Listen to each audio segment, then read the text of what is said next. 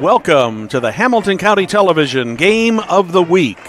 From Riverview Health Field on the campus of Westfield High School in Westfield, it's the Noblesville Millers coming to meet the Westfield Shamrocks. We'd like to welcome you to tonight's broadcast of IHSAA football on Hamilton County Television, presented by Logan Street Signs and Banners, celebrating 25 years in business. We'd also like to thank our other great sponsors. That's Noblesville Trophies, Community Health, Smith's Jewelers, Indiana Restoration, the Westfield Chamber of Commerce, and Bill Clifford for Sheriff. My name is Brad Silbert, here tonight with Craig Atkins and Victor McCarty to bring you this all-important game for both of these teams, for the Noblesville Millers and for the Westfield Shamrocks. Shamrocks come in here at 3-0. The Millers come in at 0-3. And for a little bit of perspective on the Millers, Craig Atkins will be calling the game. Craig, tell us a little bit about the Millers, and they've been off to a slow start this season.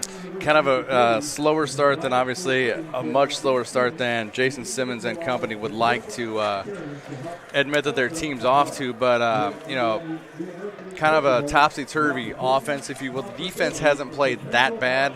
They lost 42-16 in week 1 at home against Lawrence North, then went on the road and dropped one to Carmel, just up the road, 31-0 to the Greyhounds. And then to give up 60 points in 2 weeks. They lost at home to Fishers 29-0 last week. Well, it's not only the fact that they gave up a lot of points, it's that they have gone scoreless in the last 2 games. Yeah, and in fact, they've only scored 6 points in the last 10 quarters, because it was 10-7. They led Lawrence North at halftime in week 1. We were there for that. Yep. And they scored 6 points in that second half compared to 35 of Lawrence North, and they haven't scored since. Are there some bright spots, though, for the Millers? I think there are some bright spots. We began to saw last week Luke Blevins. He had a decent game on the ground, and seeing a little different mix with Ryan Barnes. Seeing some time in what we talked about before the broadcast started with, seeing him in the Wildcat formation, and there's a different mix of, in the receiving core as well. Well, seeing Barnes as a tight end, along with Lucas Williams, sophomore, getting in the mix, but also you're seeing Luke Blevins catch balls out of the backfield, Anthony Nail, Nick Rusi, and as well as sophomore Carson Sanders catching balls. So they're kind of trying to vary things to kind of get out of this hole they're in. The impression I've got from speaking to Jason Simmons on the Coach's Show on and off the air is that Coach Simmons feels like the Millers just aren't quite there, and they just are lacking just a little bit, but they're right on the edge of trying to get back into the conference. Yeah, obviously conference-wise, they're only 0-1. Westfield undefeated in 1-0, but it's a young conference season, and the rest of the way, except for week 6 at Hamilton Heights, are conference games. So tonight, and then 4 more conference games for the Millers, as well as Westfield, because they'll have, I believe, if I'm looking at they'll have Brebeuf in week 9. So Brebeuf gets they get Southeastern in week 8 and Westfield in week 9. So big competition, but it's kind of a do or die thing every week, because there are only 6 conference games at this at this point. There used to be conference game every week until the 3 Lafayette schools left and went to the North Central Conference. Well, and the other thing that we've got this week, and I'll ask for both of you guys to comment on this, this is a huge rivalry week in the HCC. Of the 3 games that you have going on tonight, you have Avon hosting Brownsburg, which is the battle of Hendricks County. You have the Shamrocks hosting the Noblesville Millers, which is a great Hamilton County matchup. And then you've got the battle for bragging rights for the city of Fishers going on over at Fishers High School on 131st Street. Is the 2 Hamilton Southeastern schools teams get together, the HSE Royals and the Fishers Tigers, for that. And so it is truly a big rivalry. Now, Victor, you are a graduate of Westfield. What does this rivalry mean to a Westfield person when you play a team like Noblesville? As you said, I am indeed a graduate of Westfield High School, class of 2011, and I remember these Friday nights going up against Noblesville, and let alone any other Hamilton County team, quite well because I was down on the sidelines being mascot, rooting on the team. You just really can't beat the feeling, especially when you're going up against Noblesville. We're right here on that 32 border. We call it the Battle for 32, and it's always an exhilarating matchup. And you mentioned it also. We have the Rumble in the Jungle between Fishers and HSC. That'll be great. So it's a great rivalry week, but tonight is where we are focused, and you said it's the game of the week, and it's going to definitely live up to its name. A lot of people still coming in the gates here. We're about 4 minutes away from the beginning of this game. Neither of the teams have come back on the field. But, Victor, let's talk a little bit about the Shamrocks. Of course, they won it all last year in Class 5A, had which you can only call the dream season. Everything just kind of fell together right for the Shamrocks, and not that they didn't earn it. But I've often said for a team to win a state championship, it not only takes some skill and talent, it does take a little bit of luck too. Oh, absolutely. You call it the luck of the Shamrocks for nothing, and that's something we've had to live up to for the past several years. We went to the state championship in 2013. We just couldn't pull it off against Cathedral. But last year, it really was a magical year, and it's something we've been waiting for a lot of us all of our lives to have our first state championship. We were there back in '92, but other than that, we hadn't really had much success. And in my lifetime, we've gone up all the way from 2A now to this year's 6A. Last year, winning the 5A state championship, it's going to be a battle when sectionals come around for 6A. But Westfield, they are off to a hot start this year as opposed to the tail of the tape of the Millers. Westfield 3-0, 1-0 in conference. First week they won against Harrison 22-7. The following week they were down at Lucas Oil against Southport, which that was a riveting matchup as well. They were down going into halftime and they scored 21 straight points to come back and beat Southport. That was an amazing game. And then last week they beat another rival in the HCC. That was the Zionsville Eagles 28-21. Some impact players for the Shamrocks this year. Quarterback Cameron Nance. Wow, I cannot say enough about this guy. He can move it through the air. He can move it on the ground. He can move it just about anywhere. That'll be a tough matchup for the Millers tonight. Also, you look at Freilich, Pepio, Pettyjohn, Meyer. These are great targets for Nance, whether it be from the running back position or wide receiver. He's got tools all over the field. And then one key player the Shamrocks did lose last year, which he was pivotal in winning the state championship for him. That was kicker senior Robert Kobza. Sorry, hard to say that name sometimes, but he has a great replacement this year in Junior Bales, number 2. He already has 817 yards on kickoffs this year, and his long is 60. So he has a boot, but we have perfect weather tonight, so that's not really going to be a factor for him. But if it was, nothing could get in his way. I was just looking at Westfield history here, Victor, and since 1986, the Shamrocks have won 9 sectionals, 4 regionals, 3 semi-states, and 1 state title. But they were 1A back in 86, then they were 2A up through 97. Skipped a couple years there, and we're kind of off there in the early 2000s when they were 3A and moving up to 4A. But 2007, they won a sectional in 4A, and 13, 14, 15, and 16, they won the 5A sectional, in addition to regionals, semi-states, and in titles that have won. And, talk about a coaching record, Jake Gilbert, he has got semi-states, sectionals, and state championships, and he inherited this team in 2011 and had a couple losing seasons to begin with, rebuilding it, but he has built quite a team here, and I think part of it for the Shamrocks is a combination of 2 things. One is Jake's leadership. I think he's just an excellent coach, and the other part that has happened here in Hamilton County so much is all these schools have grown. And, you had a couple schools in here, mainly the Hamilton Southeastern Royals and the Westfield Shamrocks that, when I moved here back in the late 80s were 1A schools, and they're all the way up into 6A, and the population has just shifted here, and the quality of the schools in Hamilton County, it attracts a lot of people, and it attracts a lot of athletes, too. Absolutely. We've seen seismic growth here in Hamilton County. Again, when I was born in '93, our population here in Westfield was 10,000 people, and now we have 75,000 here in Yeah. 2017. So that just speaks for the growth we've had. Well, in Hamilton I County. moved to Fishers in 1989, and we had 7,500 people in Fishers and 6 schools in the entire district. Now in Fishers and Hamilton Southeastern Schools, there's over 22,000 students alone. It's incredible. In a population of almost knocking on 90,000, and it's just, well, if you drive around here, you can evidence the reason that that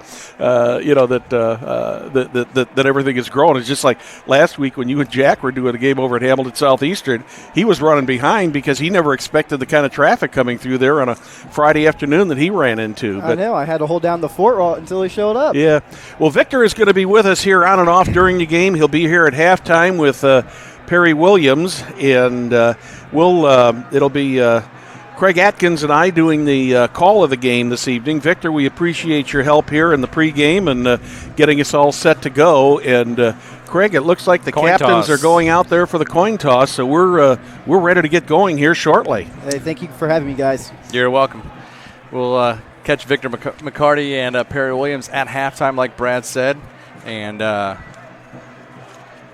see the coin toss. Westfield won the toss, and they have deferred, so they will kick off to Noblesville. Looks like Noblesville will receive in the north end of the field. Westfield will kick south to north, and that's how we will go. So Westfield going to put Noblesville's offense to the test right away in tonight's ball game. Well, one of the things Victor was talking about, Craig, was the change in the kicking game for the Shamrocks. The Shamrocks really had a tremendous kicking game last year. I think, if I remember right, last year did several games over here with Jack Russell, who, by the way, normally would have been here tonight. And we appreciate, Craig, you sitting in for Jack. Should we tell everybody where he's at or not? Maybe we should leave that to the suspense. I mean, we know. We'll talk about it later. Victor's over there smiling. He knows. Set to tee it up for Westfield. Number 2, Alex Bales will boot this thing away. And away we go. High end over end, going to be caught by Nick Rusi at the 8-yard line, and here he comes up the middle, finding room. 25, 30, 35, balls on the turf, and then it's out. Westfield recovers. It's the kicker, Alex Bales, recovering. Wow. What a break for the Westfield Shamrocks. Was that Jazz Terrell who got that? No, it was Nick Rusi. Nick Rusi who got 3. that. He got popped. He was at the 8-yard line, and right about between the 35 and 40-yard line, he got hit hard, and the ball popped out, and it was actually almost over there. It wasn't anybody around it, and the Shamrocks recover, so they will go on offense here first for the game. So a big turn of events so far. Looks like in the backfield we're going to see actually Kobe Hauser lined up as like a wing. Cam Nance, the quarterback, hands the ball off. That looks like number 36, Trevor Lickfelt.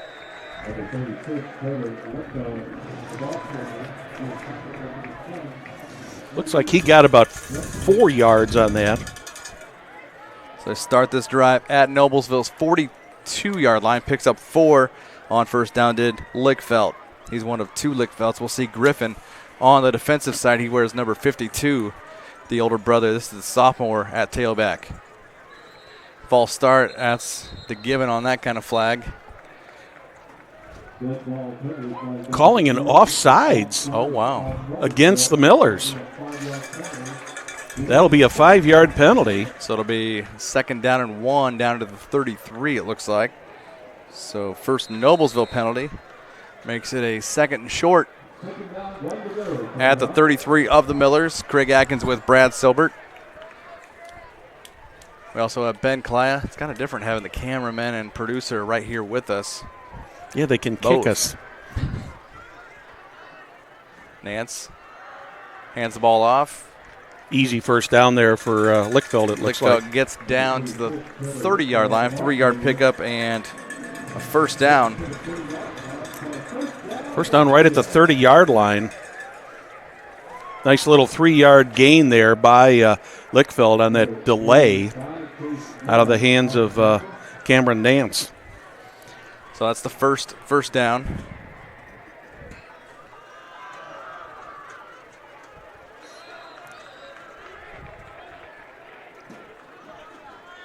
It was Lickfeld again.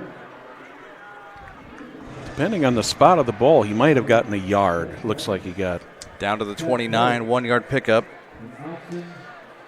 Austin Bridenthal on the tackle for Noblesville. 1 yard on the pickup. 2nd and 9 at the Noblesville 29. Nance in the pistol. Looks like Hauser back there with him. Nope, check that, Nate Freilich. He gets the handoff, and he muscles his way down to about the 22-yard line where that ball will be marked. 7 yards on the pickup by Alex Bales Freilich. ran him out of bounds.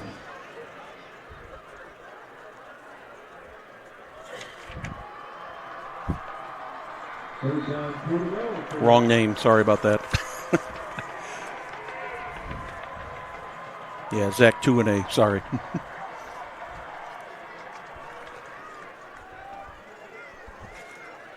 Third down and 2. Nance, pass out in the flat to Kobe Hauser. This is easily complete. There's a flag on the play. Flag at the 20.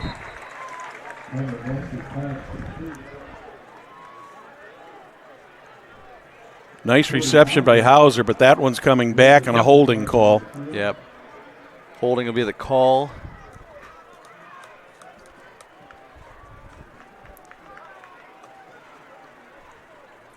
That is also a spot foul. So back to the 30-yard line. So it'll end up being An 8-yard penalty. It'll end up being 3rd and 10. I think the chains and the scoreboard are both off. They've got 2nd down. It's 3rd down on the chains. Yeah, it is 3rd down. Not our scoreboard. It's okay. Back to 3rd and 10 at the Noblesville 30. Just a couple minutes into this HCC They have corrected matchup. the scoreboard finally. I hope they didn't hear me.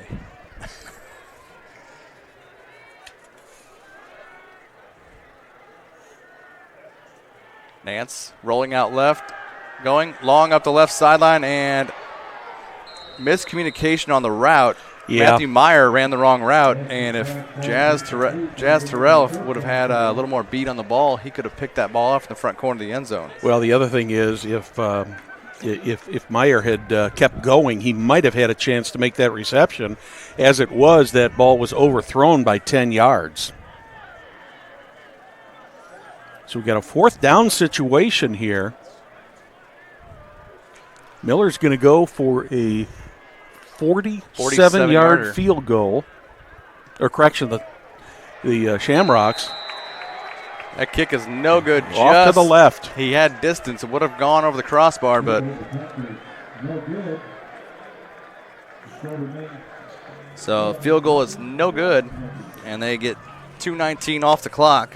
Well, the bottom line is for the Millers here, Craig, they dodged a giant Huge bullet here. The Shamrocks had the ball at the Miller 42, got it as close as the 22, but then thanks to a holding penalty, ended up back at the 30 and tried a 47-yard field goal, which had the distance, but it was just wide to the left. So the Millers with their first offensive possession of the game. First play from scrimmage. Looks like Christian Collier gets the carry. They have both tailbacks in there. Blevins in there also, number 7. And after talking with Coach Simmons, Perry said, look for quite the different mix of Millers out there on the field tonight. So might not be the Noblesville players that have seen all the action in the first 3 weeks. I think what the Millers have got to do in this case tonight, Craig, is they have got to control the pace of the offense here. They've got to score, number 1, but number 2, they've got to keep the Shamrock offense off the field if they're going to have a chance to win this game. Gremmel back to pass, completes it up to the 36-yard line, and that is number 9, Carson Sanders. 15-yard pickup, and Noblesville's first down. I had a feeling that eventually the 6'3" sophomore was going to come into play. He's quite the athlete. I believe he plays basketball as well. So 1st and 10, Noblesville at their own 36. And we're going to have a false start, it looks like. No, offsides on the defense. Wow. Millers will get a break on this one, get a 1st and 5. Yep, just a 5-yard mark off, so 2 penalties for 13 yards. 3rd penalty of the game already. Usually by the 4th game of the season, the teams are trying to, settling down into a rhythm. Yeah, by this time they've got to. And Gremmel back to pass again, looking and finds, looks like Lucas Williams, the tight end. He gets up to close to the 45. Officially, they're going to give him 4 on that to just shy of the 45.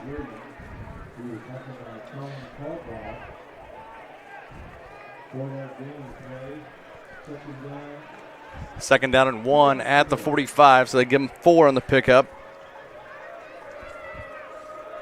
Looks like Zach Groover and Carson Sanders in the slot to the near side. Jaden Barrett to the far. Handoff is to Christian Collier, and that's enough for, on that short series there, a 1st down for Noblesville, and the lineman is slow to get up for Noblesville, but he got up on his own power. Chris Ballstrom, that's not good. That's the center. 4-yard gain on that play to give the Millers the 1st down at their own 49. 2 running plays and 2 passing plays so far for the Millers. Yeah, they've got to have a good mix. In motion, Zach Groover behind the backfield. Little lateral. Groover left-handed going little upfield. Flea flicker. Wide open. That is number 17, Jaden Barrett. What a play there, little. That is a 51-yard touchdown pass for the Noblesville Millers. Wow. What a play by the Millers. And unfortunately for the stats of Grant Gremmel, that touchdown pass doesn't come from him. No, it doesn't. It's from Zach Groover. Actually, that's Zach Groover. Zach Groover. Too. Yeah, who threw the ball. Yep. And believe it or not, Jaden Barrett has been playing some junior varsity quarterback lately, as Connor Gutting's been down for Noblesville. So I'm not sure who they're going to get to play some quarterback tomorrow at Noblesville because he's seeing varsity time tonight. So 7:01 remaining here in the first quarter. Millers over the Rocks with the early lead at 7-0. Say celebrating 25 years. That's Logan Street Signs and Banners, specializing in last-minute signage and banners, serving Noblesville and Hamilton County since 1992. Contact them at 317-773-7200 or visit their brand new website at www.loganstreetsigns.com. Follow them on Instagram, Facebook, and Twitter. 2:32 on that scoring drive, and 5 plays, 80 yards for that Noblesville touchdown on that little flea flicker there, as Gremmel threw it to Zach Groover out in the left flat, and wide open. You couldn't have been more wide open, Jaden Barrett down the sideline.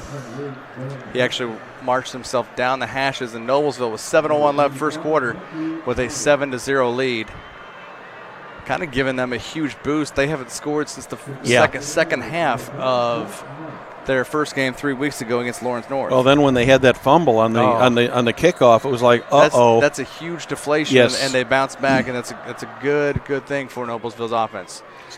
Matthew Meyer has to chase that kick into the end zone for a touchback, so Westfield will start at their own 20-yard line. Nice kickoff by Jack Knight. He put that thing halfway back into the end zone.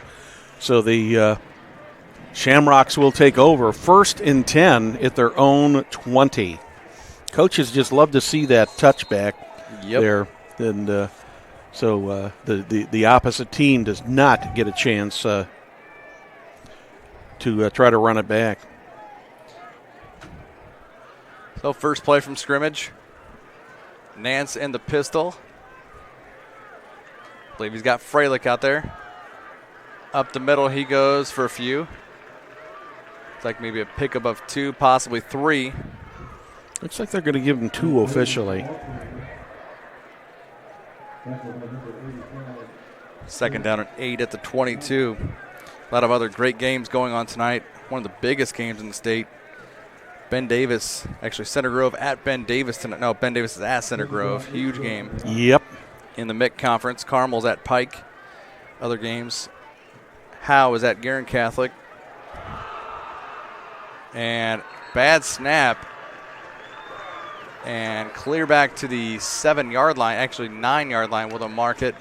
So it's a 13-yard loss on the play for Nance as he had to dive on it. That ball went right over his head, and a loss of 13 on the play. So that brings up 3rd and 21 at their own 9 at the midway point of the first quarter. Nance hands it off. It looks like Mason Battle, number 50, and 33, Austin Breidenthal in on the tackle. He got 1 yard on that, Yeah. and boy, that was a hard yard. Yep, Freilich now 3 carries, 10 yards, but it's going to be 4th and 20 from their own 10, and Westfield forced to punt. That'll bring Alex Bales in to kick for the Shamrocks. Nick Rusi, number 3 on the right, and it looks like on the left that's going to be, if I can pick out that returner. Nice punt. Nice high punt. Rusi Fair called it catch. Fair catch. And dropped it but had to dive on it at the 45.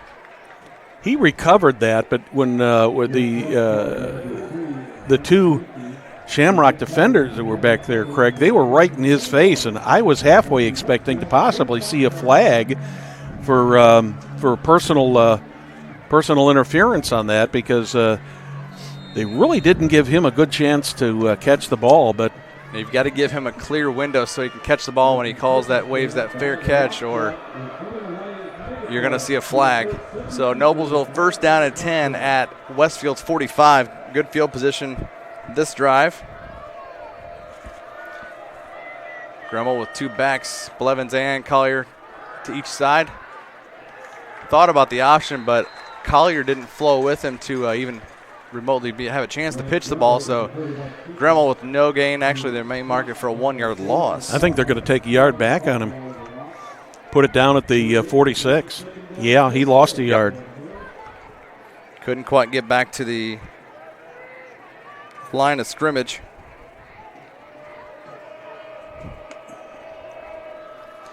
So 2nd down and 11 at the Westfield 46. Twins to the far side. Looks like Barrett and Carson Sanders. Zach River to the near. Cornerbacks coming up in the face. And little man, Gremmel up across. That ball is. There's going to be pass interference on that one, Craig. And I believe that's going to be 28. Dorian Henson. Yeah, he made contact a little bit early. And that'll end up in a 15-yard penalty. Huge break there, as that'll be a penalty by first down by penalty. So Noblesville has a rushing, passing, and penalty first down. That'll march it down to the put it at the 31-yard line. So Westfield 3 penalties, 28 yards so far. Bottom line on that comes down to, had there not been interference on that, the Noblesville receiver would have had that ball. Good call by the officials. 4:26 left, first quarter. 4th penalty this early in the game. And it looks like there was some either touching, movement, and whoever that linebacker. That's going against whoever that linebacker was for Westfield. He actually came up and he touched. They made contact. Helmet of the Noblesville center, Bostrom. So encroachment going to be the call, I believe, and that'll bring it to 1st and 5 at the 26. Thanks, Victor. I was about to grab that.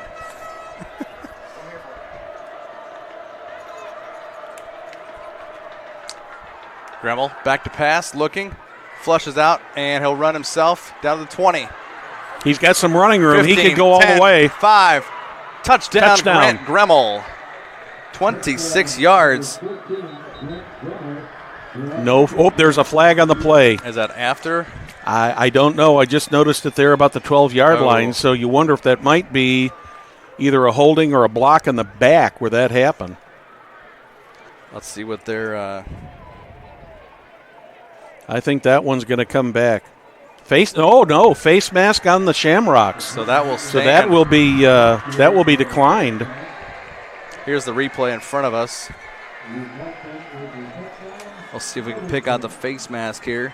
As Gremmel, smart, he found that hole to the left and came back right. As soon as he hit that 20-yard line. Oh, there it is. Yep, there it is, right there at the 20-yard line. Yeah. They got him in the face mask. Declined, and touchdown is good. Jack Knight on to kick the extra point. So they went 80 yards in less than 3 minutes.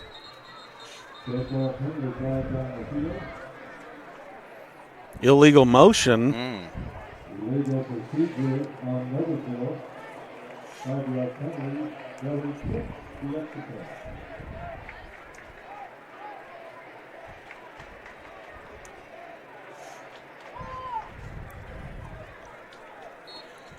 So the Millers will have to try it all over again.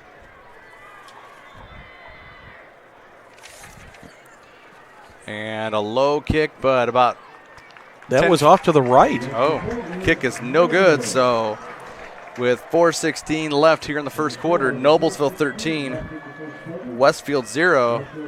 So the Millers trying to make a statement. Noblesville Trophies offers a large range of products, including sports trophies, corporate awards, and in-house embroidery. Noblesville Trophies provides you with same-day service for those last-minute decisions. Contact them at 317-773-7391 or check them out online, www.noblesvilletrophies.com, or follow them on Facebook and Twitter. We have any scores that we can report yet, guys? Not sure yet. Oh, Victor's got some, I believe, maybe. Absolutely. We got Ben Davis and Center Grove. Ben Davis is up 6 on Center Grove right now. Zionsville over Brebeuf, 7 points. Brownsburg and Avon still scoreless. Rumble and Jungle between HIC and Fishers also still scoreless. And Tipton is up 3 against Hamilton Heights. Carmel and Pike still tied at nothing. And Howe and Guerin Catholic are also at 0. Thanks, Victor. Jack Knight to kick off. Well, I believe that penalty, they kicked from the 45. That face mask penalty. They enforced it on the kickoff. Yes, sir. So that'll be a touchback, and Westfield will start from their own 20. Shamrocks with their third possession of the night. Millers with technically 2 possessions, although they lost it on the initial kickoff. Got a break there on but, that. The Millers have already scored twice. Millers up 13-0, 4:16 on the clock here. Handoff up the middle. Can't really say a cloud of dust. That's turf. Mm-hmm. Nate Freilich on the carry. Nice gain by Freilich. He got about 4.5 to 5 yards on that.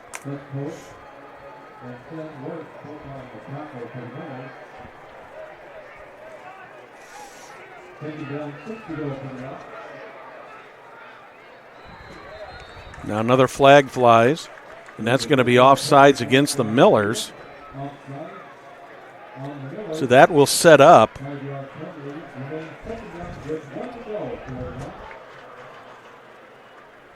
a 2nd and 1 from about the 29.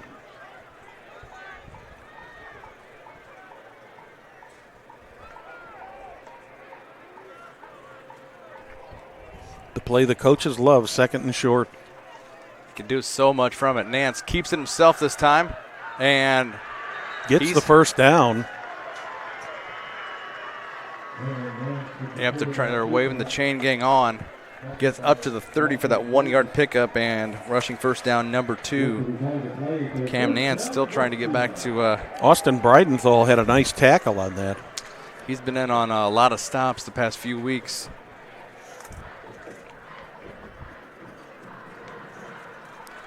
So first down at the 31. That's Tipped into the hands of the Shamrocks. Zach Tuane going to run it back, but there's a flag between the 35 and 40. Tuane returns it. We're going to have to see what that flag is, Craig. If that's going to they're calling pass interference, but we'll have to see whether it's offensive or defensive pass interference. Yep, it's defensive. It's defensive pass interference. So the Millers, or rather the Shamrocks, get a huge break. Big-time break because obviously Zach Tuane ran that ball about 35 yards to the house, and that would have made it 19 and possibly 20.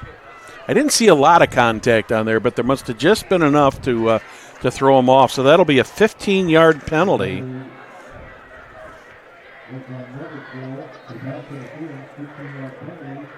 Shamrocks with the ball at their own 46. Out in the flat here. That is number 88. Nope. Check that, yep. 88, Dane Wheeler. Dane Wheeler, who was tackled by Aaron Wheeler. Putting that game to play, second down, $3 for the Rock. 7-yard gain on the play. That's going to move the sticks with about a 5-yard gain. Freilich on the pickup there.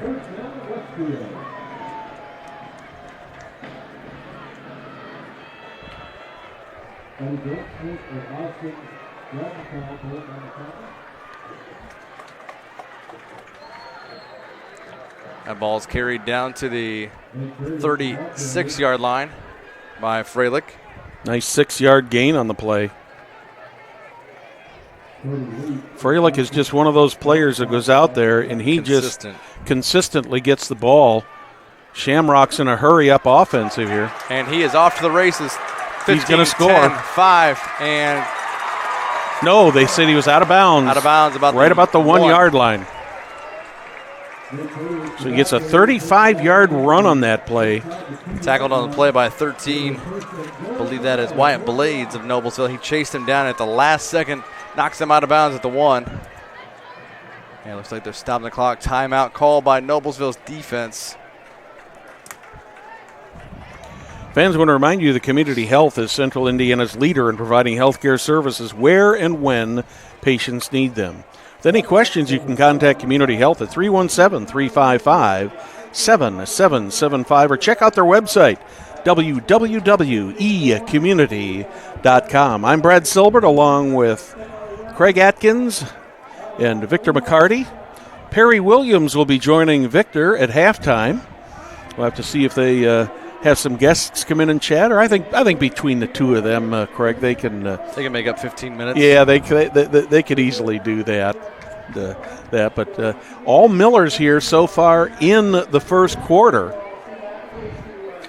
Looks like Victor's got an update from the Mudsock game over in Fishers. I do indeed. From the Rebel in the Jungle, Fishers now up against Hamilton Southeastern 7-0.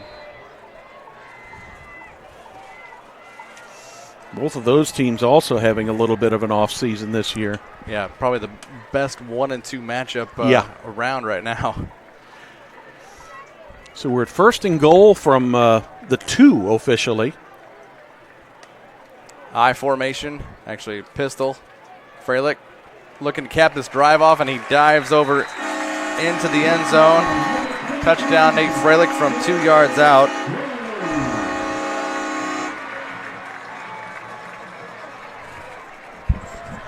About 2 minutes and 10 seconds consumed on that drive. Both of these teams have been moving the ball up and down the field. Check that. False start. There's a penalty there. Ooh, big penalty. On the offense. Big penalty. That's going to mark it back 5 yards to, we'll call it the 7. So 5 penalties here in the first quarter for Westfield. So it will be 1st and goal once again.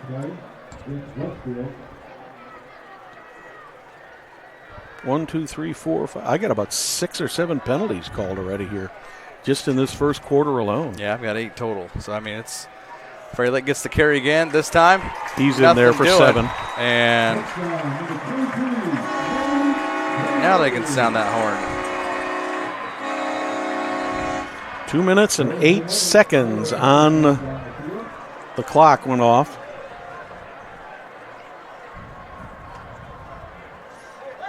There's another penalty flag on the play, Craig. Let's see what this one is.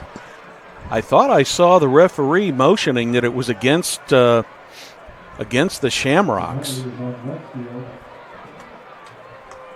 That's 2 penalties in a row that have cost the Shamrocks unsportsmanlike conduct. Yeah, that's unsportsmanlike. We're on the clock, he says. Nope. They're going to march it off here on the point after attempt. Okay, so the touchdown was good. The penalty occurred. No. Oh, yeah, it'll be. Yeah, Bales is out there to That's kick. correct. They took 15 yards off. So basically, it's a field goal attempt here.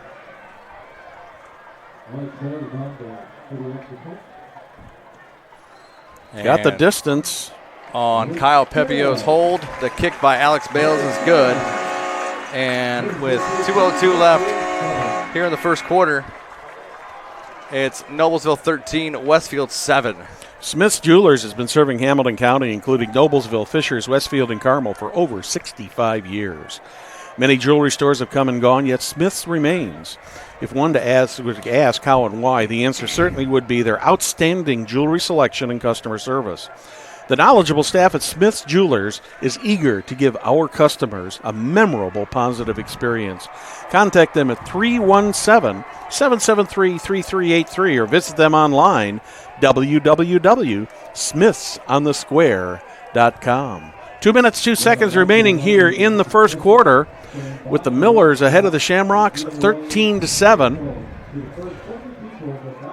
The Shamrocks just went 80 yards. I'm trying to figure out officially how many plays they had with all the penalties once in there. Once we canceled the penalties, it was a total of 6 plays. Yeah. Because of that nice 34-yard rush by Nate Freilich to get down to the 2-yard line. Mm-hmm. And they bounced it back, obviously 5 yards to make it a 7-yard touchdown run by Freilich to put a cap on that drive.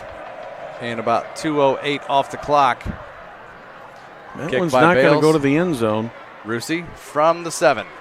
Finds time. He's going to keep it a little more secure this time, I think, and he is met by number 35, Cooper Boehm, 6'2" junior. And Noblesville takes over for their technically third drive. We'll put an asterisk by that first Westfield drive, if you will. Mm-hmm.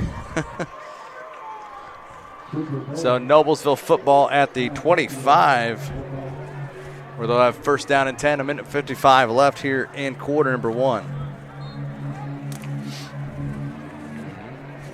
A lot of offense so far in this game, Craig. Indeed. Both teams showing some guns here. And you wonder what Grant Gremmel and company have coming in this drive as Luke Blevins in motion. Gets the handoff, and he'll come off 30.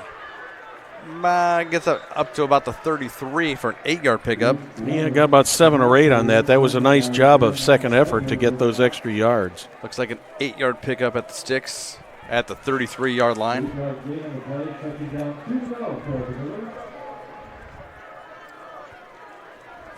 Second and 2. Another one of those where it's like a kind of a free play, if you will. 3 wideouts and 2 running backs. Handoff, Christian Collier finds room, comes here to the right, and the defense goes with him. He's up to the 36. That's going to be enough for a Noblesville first down. That was a good effort on the part of Collier as he was running parallel to the line of scrimmage, and he finally found an opening there, and he just had to gain 2 yards to get a first down, but he ended up getting 3, picks up the first down, and the Millers are at the 36. Yeah, you preach and preach. Running backs to go north-south, not east-west. He finally found some room going south, and Noblesville has it first and 10 at their own 36. Gremmel hands it off. Blevins up the middle he goes. He's met by number 40. That is Colin Caldwell, a 5'11" junior linebacker for the Shamrocks. Caldwell got right in there and prevented any gain on that play. So no gain on the play. Well, if there is, it's just a matter of a few inches. I think we'll call that no gain. Down to 30 seconds left here, first quarter of play.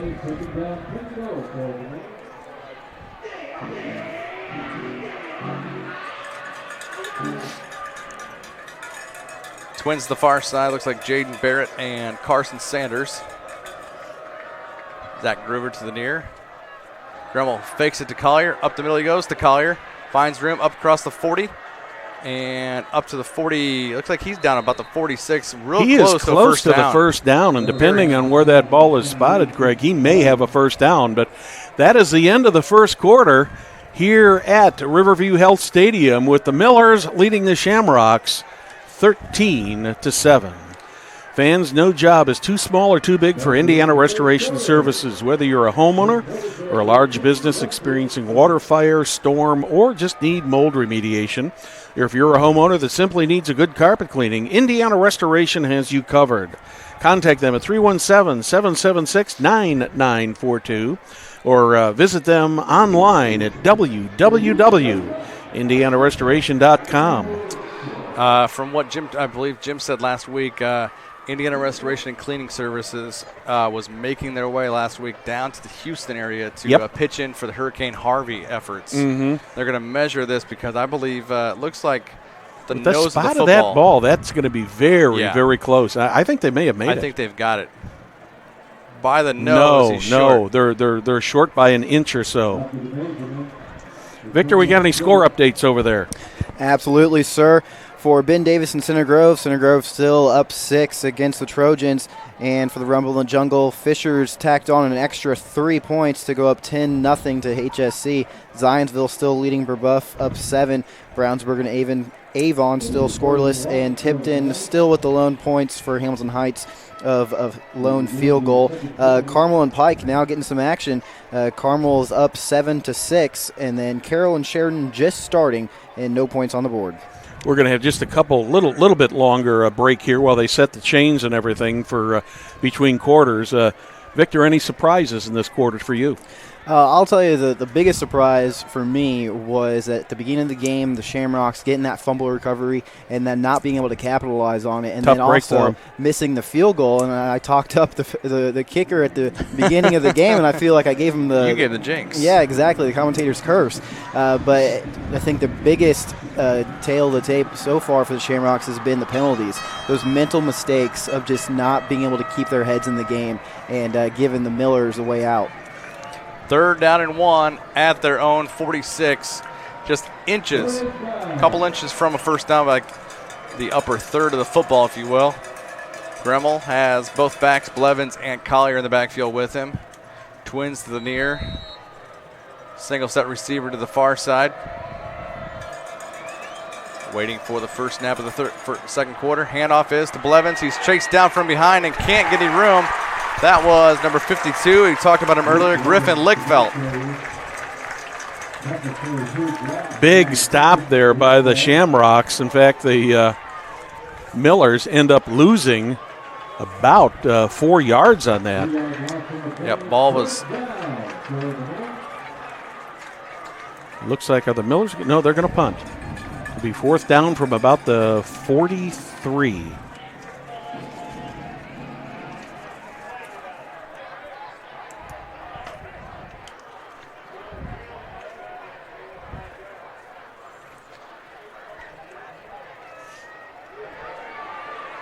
And it's going to be a fake, and that's Eddie Jenick. He gets the first down. Great play call on the fake. Wow. Number 10, Eddie Jenick, a 5'11", mostly used as a linebacker. He picked up 8 yards on that play. Yep, from the 43 all the way up to the 49 of Westfield. So, wow. Nice fake on the play there. I was just going to say that it looked like Coach Simmons was going to play it safe there with this 13-7 lead in punt and not risk giving the Shamrocks a short field, but he decided to pull out all the punches, and away he went. So 1st and 10, Noblesville at the Westfield 49. 10:40 left till half. Gremmel back to pass now, finding room, and he's got a receiver upfield. That's number 6, Zach Groover. An 11-yard gain. And another first down for the Millers. That one's going to be spotted at about the 38 or 39-yard line of the Shamrocks. Oh, is there a flag out there? Maybe coming back. Uh-oh. They haven't moved it yet. flag at about. Oh, yeah, there is a flag at the Noblesville 46. 10-yard holding penalty. In reality, that's actually about a 15-yard loss on that thing. So now it's going to mark it 1st and 24 at their own 37. So a big 14-yard mark-off, if you will. Blevins, nope. Check that. Grummel keeps it himself up the middle. Gets it up to the 45. That was a nice fake. He had both of us fooled. I thought Blevins had the ball in the little end around play. 5-yard gain on the run. It's like they're going to mark him up near the 45, so that's almost an 8-yard pickup. Yeah, that ball's on the 45.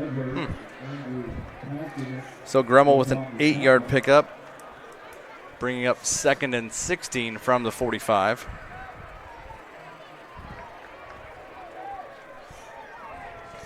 Eighth play of the drive. I was just about to say before that penalty happened, we haven't had a penalty on this drive. I spoke too soon. Almost. You thought it. Yeah. Grummel fakes the handoff to Blevins. Now it goes to Blevins in the flat. And he gets hit at the 45 and driven back by number 40, Colin Caldwell. So it looks like they'll give him -1 on that catch. Blevins had 3 Shamrock defenders within 5 yards of him, and it was Colin Caldwell with the tackle. And he actually ended up losing a yard on that, back to the 40-40. Dropped a yard on that catch. It looks like he really had no other options there. Yeah. 9:25 and rolling second quarter. Grummel has his tailbacks by him. Fakes the handoff, and that ball is batted, but caught. This time it's caught by, is that Zach Groover, number 6? I believe that's who it was, Craig. So from the 44 up to the 49, so 5-yard pickup by Groover. Well, let's see if they'll kick it away this time or they'll try something fancy again. With 12 yards to go, I would expect to see a kick here.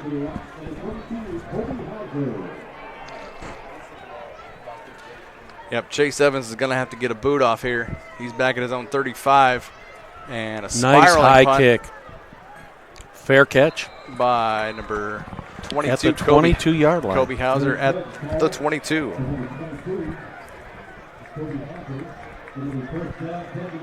So Westfield will take over. About a 29-yard punt with no return. 1st and 10 at their own 23, they're going to call it.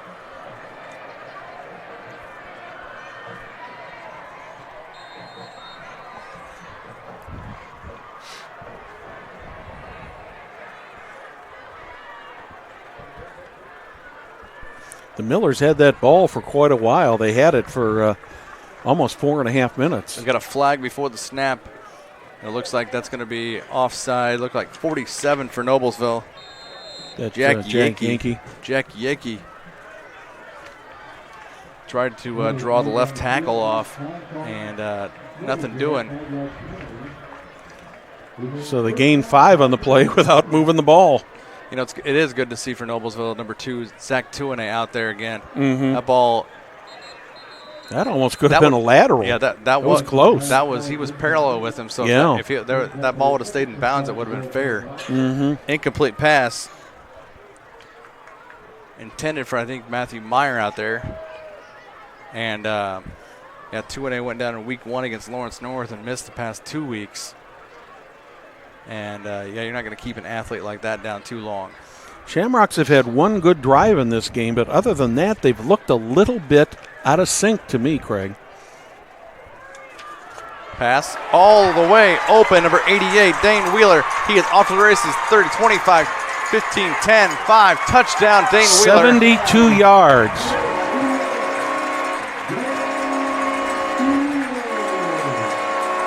The Noblesville defense just plain and simple fell asleep on that one. 2 plays, 72 yards. Check out the replay on this, Craig. He just completely dusted. Just wide open. He did not have a defender within 5 yards of himself. and he maintained that 5-yard gap all the way down the field. Dane Wheeler, just this 5'9" sophomore, and he's already making himself known. He's got 2 catches, 79 yards, and we've a touchdown. got a brand new game here. Shamrocks have come back to make it a 14-13 game over the Millers. Victor, how's the scoreboard looking there? Oh, it's looking just as good as this game's looking right now. Ben Davis now up 13 to Center Grove. Hamilton Southeastern, Fisher's Tigers at 10. Zionsville still up 7, still scoreless in Brownsburg. Tipton up 10 to Heights. Carmel and Pike still Carmel up on the Red Devils 7-6. Carroll and Sheridan tied at 0. Howe and Barron Catholic also at scoreless. You know, I was just looking down at the crowd here, Craig, and there aren't a lot of empty seats here at Riverview Health Stadium, but I think the thing you got to take into consideration when you walk into this place is massive. Oh, it's yeah. Probably, I'm not going to say twice, I'm not going to say it's got twice the capacity of most high school stadiums, but it's easily, it's easily 50% more than most high school stadiums. So the Shamrocks, they do a pretty good job of filling this place up, but there's still a little bit of room, but it's, they've still got a great following here. You know, and I was telling you before the game, this place is good enough size to host the North-South All-Star game in July. Mm-hmm. So who knows, we can put a bug in Bobby Cox's ear, and that ball is going to be caught in the end zone for a touchback. So Westfield, 2 touchdowns unanswered, and they now lead 14-13 on Noblesville with 8:21 left here in the first half. And it only took 14 seconds for the Shamrocks to take the lead back from the Millers. If I might add, guys, this stadium is also good enough to host the Colts coming up over the next 10 years. Westfield now Grand Park, home to the training camp for the Colts. So that's going to be great for the city. That'll be huge, and I'm sure Jack Russell's salivating just knowing the fact that that kind of personnel is he taking responsibility for negotiating that? Oh, I bet he will. I'll bet he's going to have Jim Irsay in his office. The first photo op he gets. Mm-hmm. I don't blame him. Yeah, what the Irsay family has done for the city of Indianapolis. Yeah, it's amazing. Looks like we're going to have a penalty here on the kickoff. Going to march it back to the 10, so I did not see what the call was on that. A holding penalty? A holding penalty. Wow. So in the first, not even quarter and a half, we've had 11 penalties. Right? Wow. So, 5 for Westfield, 6 for Noblesville. I'm sure come Monday night on the coaches show, that's going to be a topic that both coaches will be talking about. So Noblesville, play clock's rolling, and they were on the sideline a little longer than anticipated, so got 10 seconds to get things set and snapped. Gremmel back at his 2, looking across the middle he goes. Carson Sanders reels Beautiful one in. catch. And that was Zach Groover. And another flag. Another flag back at the 5-yard line. Yep, I see that across That's got to be a holding again. No, illegal shift. Oh, my. Beautiful pass from Gremmel to Zach Groover. Nullified by the penalty. 2 penalties already sandwiched between one play. So that'll go half the distance to the goal. That'll be back to the 5-yard line. 7 penalties on the Millers for 60 yards. So both these teams have to figure out how they can get better disciplined. And now it's 1st and 15 from their own 5. And we've got Barrett here to the near, Sanders and Groover to the far. Collier gets the handoff up the middle, up across the 10. Gets it really out of the shadow of the end zone. Picked up 7 on the play, did Christian Collier. So he'll have a 2nd and 8.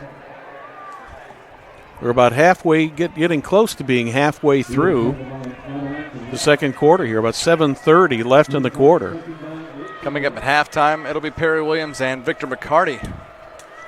I'm sure Perry will have some interesting guests to enlighten us. Handoff again to Collier, up to about the 13, so he picks up 1.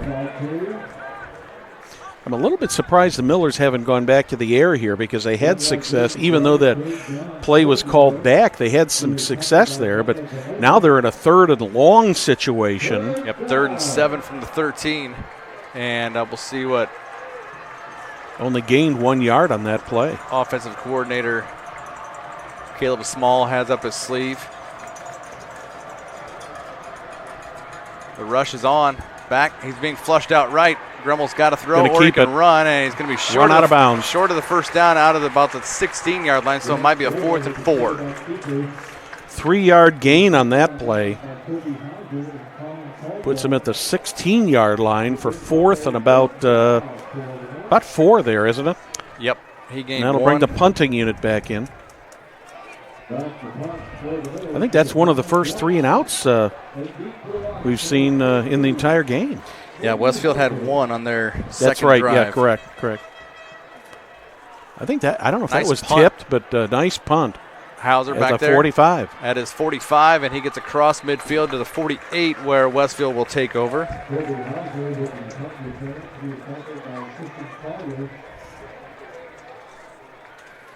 So with About a 39-yard punt, about an 8-yard return. Puts the Shamrocks in business at the Noblesville 48.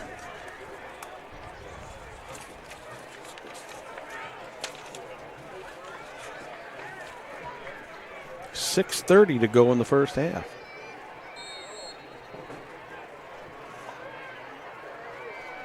Fisher's up 17-0 on Southeastern. Freilich with the carry on first down.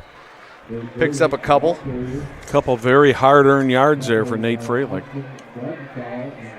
Kind of makes you wonder what's going on with Hamilton Southeastern and if they can pick themselves up.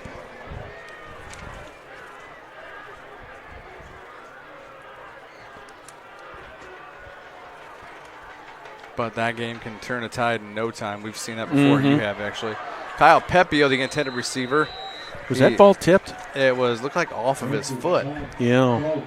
Covered by Rylan Martin, number 20.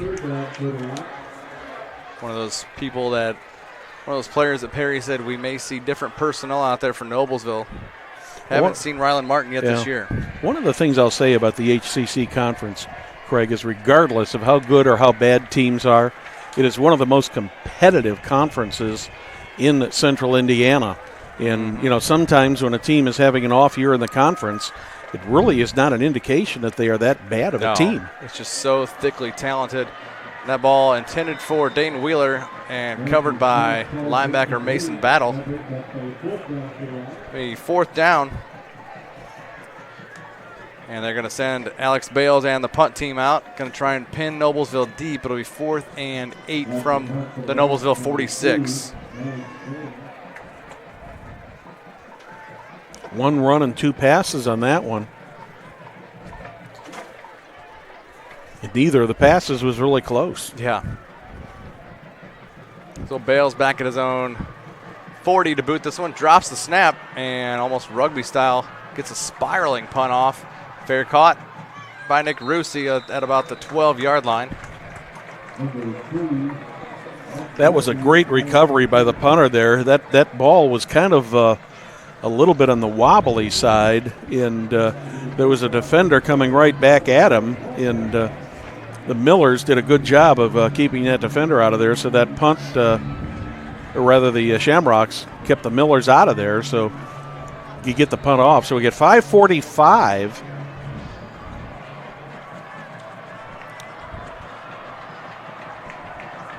Yeah, just under our midway point of the second quarter. Westfield putting on a rush. Gremmel back to pass, finds room, and short of his receiver. Totally underthrows the receiver. Looked like Nick Rusi ran the wrong route. Closest player there was Zach Groover. I don't know if I would call that a hurry up. He was rushed. Give the Shamrock defense some credit there for a hurry up, and Gremmel just could not get the zip on the ball that he needed to get it down there. No, and that was his only option to get it to. Yeah. With looked like either Sanders, I think Sanders ran the wrong route, or Rusi, one of the two. Empty Blevins backfield. in motion. Gremmel keeps it himself. Up across the 15 he goes. He got about 5 or 6 on that. That was a nice run by Grant Gremmel. Gives him a little bit more manageable third down play. Yeah, according to Max Preps, coming into this game, he had 28 carries for 0 yards with a number of sacks. Obviously, that counts for his rushing totals. So with a 26-yard touchdown, and he's got 5 carries for 41 yards. So he's gotten himself into positive rushing, if you will. Big third down here for both of these teams. Huge third down. Gremmel fakes the handoff, and he's flushed out to the right, being chased. He's got a throw, and Did he catch it or not? Zach Groover, what a beautiful He did catch it. Wow. Let's see if we can pick See up if we get a replay on that What one. a That was a catch. nice catch. I think sliding. the question was never whether he caught the ball. The Where? question was where he caught it, if he was inbounds or out of bounds. And let's take a look at this play as it develops. Looks like he picked up 7. Gremmel was in big trouble there in the backfield. He had 2 pursuers coming after him. You can see at the top of your screen there how the receiver just caught that ball right at the 24-yard line. Great catch by Groover. Handoff is to Luke Blevins, and he is figured out. He goes back the other way, goes right. He's He got has some running room. 25, 30, 35, 40. One man to beat. 45, and out of bounds at about the 35-yard line. That was Owen McGraw who finally caught up to him and got him out of bounds. 41 yards on the carry by Luke Blevins. What a run. He went left, found a clogged hole, and he didn't really spin. He just juked himself back right and found room, as we're watching the replay right now. What a run by Luke Blevins. Been a lot of big plays so far in this first half. Yeah, a lot of big plays, and you kind of have to in a game like this. It's got such a rivalry. The history is so thick here in this game for the Midland Trail Trophy. Groover, another big catch, and he's out of bounds at about the 24. He picks up 11. Another first down for the Millers. Down to where are they spotting it? At the 24, it looks like.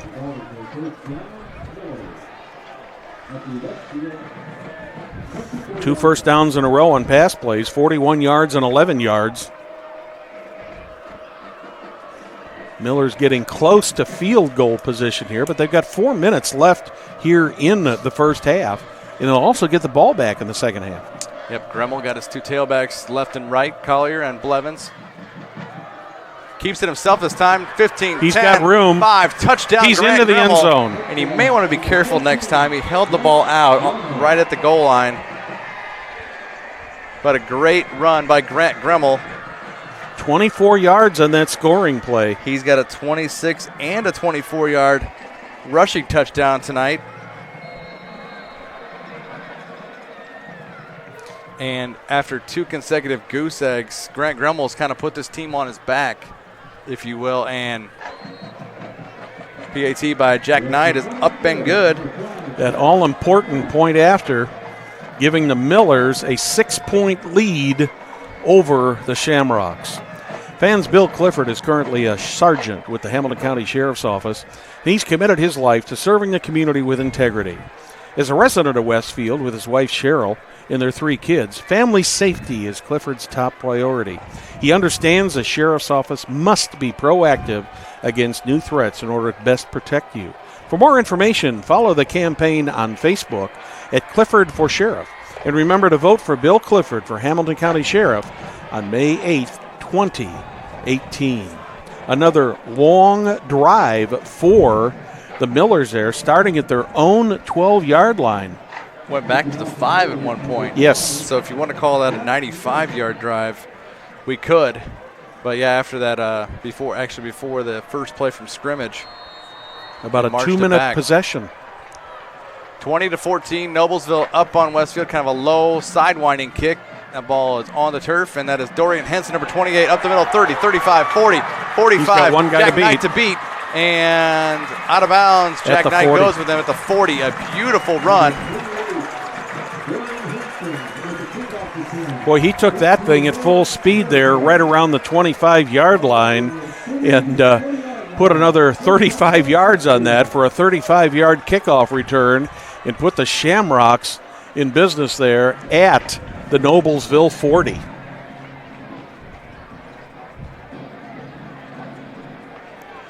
Huge field position. First down and 10 at the Noblesville 40-yard line. 3:30 left till half. Westfield trying to tack one on because, you know what? Westfield will receive the opening third quarter kickoff. Noblesville trying to play some defense, and that pass is to number 7, Pat Beam.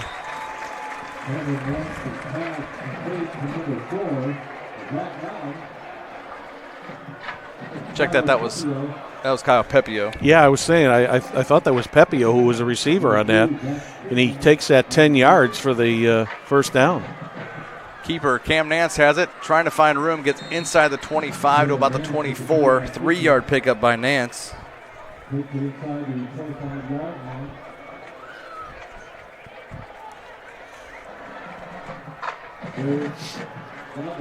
Give him about 3 on that one. Picked up 3. He found 3, actually. Yeah.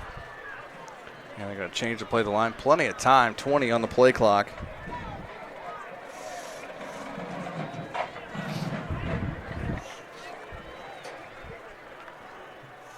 Freilich in the pistol, gets the handoff from Nance. He'll race off to the far side and near the first down sticks. Might be maybe about a half a yard short there, but Freilich was trying to stretch that out and have a very makeable third down play there with about third and probably less than 1. 6-yard pickup by Freilich down to the 18-yard line. And looks like Cam Nance going to keep it himself. And there's another flag. Another flag. That came from the side, Judge. This will be on Westfield. So 7 Noblesville penalties, now 6 for Westfield. We'll see what this one is. False start. That'll march it back 5 yards. Both these teams amped up. Scoring. A lot of offense and penalties. So that'll make it 3rd and 6 from the Noblesville 23. Clock rolling at 2:16, and Westfield going to call a timeout.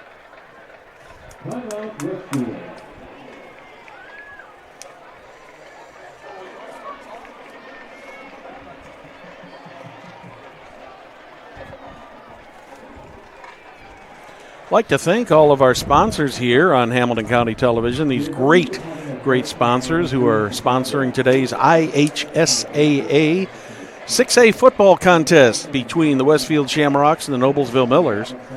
Our primary sponsor, Logan Street Signs and Banners, celebrating 25 years in business.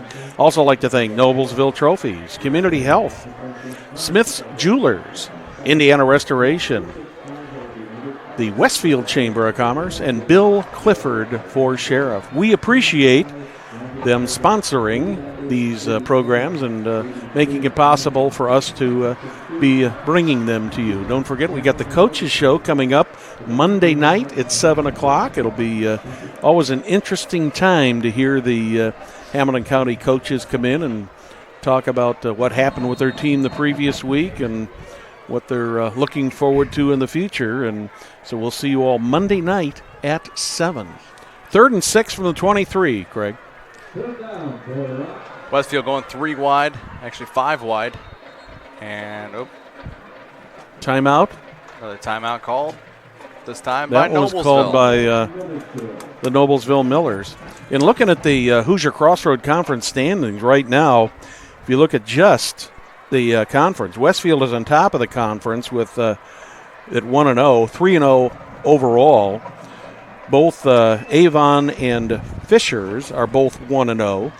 Avon is 2-1 overall. Fishers 1-2, and then Brownsburg, Hamilton Southeastern, Zionsville, and Noblesville all winless so far in the conference. This is but this is Brownsburg's first game, and who do they come up against? They come against At the Avon. Avon Orioles. Have you got any score in that one by any chance, Victor? That's good. That's going to be a barn burner of a game. I wish I did have a score update on that one, but my statistics here showing me still tied at 0. I might have to look a little bit deep through maybe on Twitter for that score. Ben Davis and Center Grove. Ben Davis still up on Trojans 13-7, and Zionsville rebuff 7-3 for the Eagles. And we're going back to the action here. Sorry. 5 wide again. Same spread before the timeout. 3rd and 6 at the Noblesville 23. Plenty of time to change the play. Nance back there all by himself, finds room. He's going to run, trying to find room, and he goes down at about the 21-yard line. So he's going to be 2 yards shy of a first down. Nice bit of defense there by the Millers. Let's see what the Shamrocks are going to do here. They're sending the field goal unit in. Yeah, it honestly looked like Nance bailed out because he saw that many defenders. Yeah, rather than risk getting hit and losing the ball. This will be about a 38-yard field goal for Alex Bales. Pepe on the hold. Kick is up. It's got distance. Looks good. And it's good. So with 1:35 left before the half, it's Noblesville 20, Westfield 17. 1 minute, 35 seconds remaining here in the first half. Victor, what about the scoreboard? What have we got? Anything new? Yes, I finally did find an updated score for Brownsburg and Avon. Avon is up against Brownsburg 29-21 with 5:46 remaining in the first half. Those are both very, very powerful offenses. You saw the Avon Orioles last week against Hamilton Southeastern. And, boy, they are the real thing. They're a dual threat from whether you're running the ball, throwing the ball, whatever of the sort. Their quarterback, he has great poise in the pocket, and he knows where to throw the ball. I really expect to see both Avon and Westfield duking it out for the HCC championship this year. The Millers will have about 1 minute and 30 seconds remaining on the clock, trying to put something else on the board, or at least going into the locker room with a 3-point lead. Back to receive this kick. Tony Euler, assistant athletic director at Noblesville, is poised here behind us, and he'll be joining Victor and Perry for a little talk at halftime. Always interesting talking to Tony. He said he'll be talking nothing but Cubs. Yeah, though that's a good topic. He and I talk about the Cubs a lot. Oh, yeah. Tony was one of those guys that saw that World Series game in Cleveland last year. He and his son, Brian. Lucky guy. That ball going to be over the head of Collier and out of the back of the end zone. Touchback where Noblesville will start 1st and 10 at their own 20. Minute 35 left here in quarter number 2. Tony texted me a picture from Cleveland. And he said he just really wanted to share this. He wasn't bragging. The fact that he was there. He just wanted everybody in Hamilton County to know that he was there. And rightfully so. Made a lot of people very, very envious. I don't blame him. Very proud of him. I mean, it's been a long time since I've been to a Cub game, and, of course, never been to a Cub playoff game. Haven't done that one yet. 1st and 10, Noblesville at their own 20. Hand off to Luke Blevins. He lost a yard, I believe, back to the 19. Shamrocks have got 2 timeouts left, and it looks like they're going to use one of them here with 1:29 left here. Victor, anything more on the scoreboard over there? No, all the scores are still remaining the same. No updates from my side of the field here. This game was really moving along very quickly here, Craig, and here in the last minute and a half, 2 minutes of this game between timeouts and et cetera, it's kind of slowed down here, but each team will now have 1 timeout left. The scoreboard shows the Shamrocks with 2, but I thought they'd already used one earlier. Now it's 1. Oh, yeah, they've just corrected it. So flipped it. There is 1 timeout left here. To kind of recap this, 1 minute, 29 seconds remaining here in the first half. The game started on a really, really strange play on the opening kickoff. Yeah, ended up with a fumble, and it looked like it might lead to a score, but it did not. Yeah, Noblesville caught a break there, and then a fake punt. Gremmel back to pass, looking, and finds out, incomplete. Little bit short. Incomplete on that pass to Luke Blevins. That stops the clock with 1:25 left here in the half. 3rd down and 11 at their own 19. You know, in my personal opinion, you would think that Noblesville would, find a little more urgency, knowing they have to kick the ball off 3rd quarter. Big 3rd down for the Millers. Yeah, essentially they just gave the Shamrocks a free timeout. Yeah. Gremmel up the sideline it goes, and nice catch. That's Carson Sanders, a big 6'3" sophomore. Reels that one in. About a 12-yard gain on that play from the 19 to the 31. He's got 2 catches for 27 yards now, does Sanders.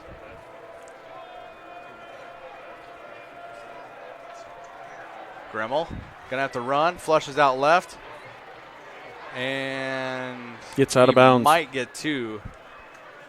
Most important thing for the Millers here is he got out of bounds and he got the clock stopped. Clock stopped. He gained a long 1, they'll call it.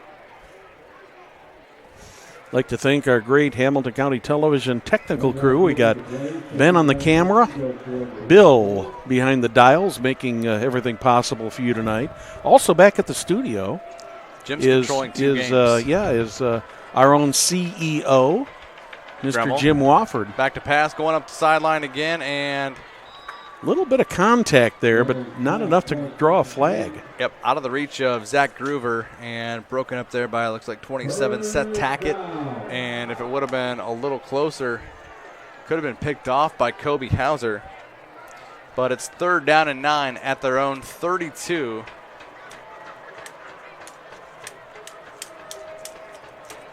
Let's see what the Shamrock, what the Millers are going to do here. Will they play it conservative and not attempt a pass? If the pass goes incomplete, obviously the clock will stop. Now they'll start the clock as they shift the ball from the 31 to the 32. I think Westfield marked it back a yard. Gremmel back there all by his lonesome. He's got protection, finds room, and Jaden Barrett with a nice catch out of bounds at about the 44. I think he's got enough for the first down. He does. They picked up 12 yards beyond the sticks. He's a player who's coming on as of late for Noblesville. Miller's doing a good job of using the sidelines here in the last couple plays, Craig. Yep, and Gremmel finding these young weapons, Groover, Sanders, Barrett, and using these 2 as and wide open. Oh my gosh, Carson right Sanders through the hands. Sanders was running for the first down. I think he took his Without eye the off ball. the ball just for a second and was looking downfield. Ended up with the with the incompletion. 48 ticks left till half. 2nd and 10 at their own 44. Sanders, at the very least, would have had a first down. He may have taken. He would have had a first down and a lot more. He may have taken Kobe Hauser down near the goal line for that, if not in. Blevins gets the carry up to the 48, so a 4-yard pickup by the junior tailback. Kind of conservative on the part of the Millers here. Clock is running with 35 seconds left. They're up here in a hurry. Now down to 30 seconds. Gremmel back to pass, flushes out. He's being chased and throws it out of bounds. Out of bounds. Now brings up 4th down and looks like about 6.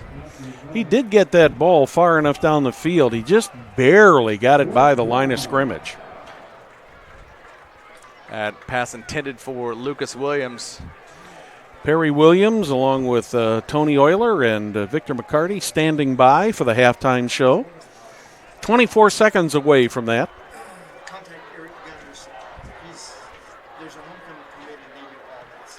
Oh, not a good punt by Jack Knight as that ball is bouncing. Oh, goes out of bounds at the 45. Wow. They lost about 5 or 6 yards on that thing on the bounce, and I think they're going to put it down at the 45. At the 45-yard line. 8-yard punt net when that ball went out of bounds.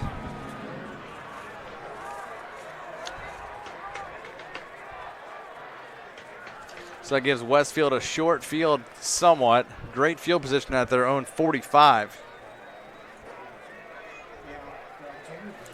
With 15 seconds left, so they've got a few chances to go 55 yards. Nance try a Hail Mary here. He's looking downfield. And got it. Finds Kyle Pepio. Now, depending where he went out of bounds will depend on whether he had a first down or not. I think he's going to be just shy. Maybe, yeah, it looks like he's the length of a football shy, so we'll give him 9 yards. And we'll put it officially at the 45-yard lines of Noblesville. 2nd and 1 at the Noblesville 46. 10 seconds till half.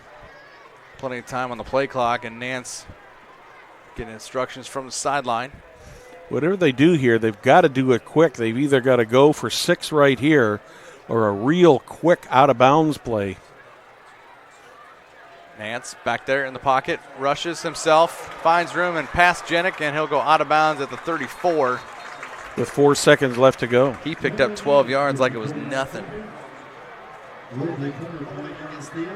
So down to the 34, he rushes up. We got a flag in the backfield, though. Oh, going to be probably holding. Oh, more than likely. So take that 12 yards back. Yeah, that's got to be holding because it's a spot foul and he's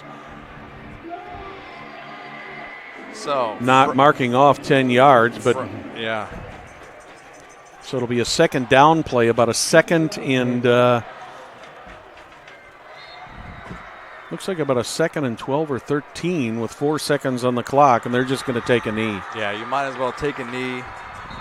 And they do take the knee. So that will end the first half in what has been a back-and-forth, great Hoosier Crossroad Conference game. Halftime, the Millers are ahead 20-17. We'll be back with our halftime activities after this.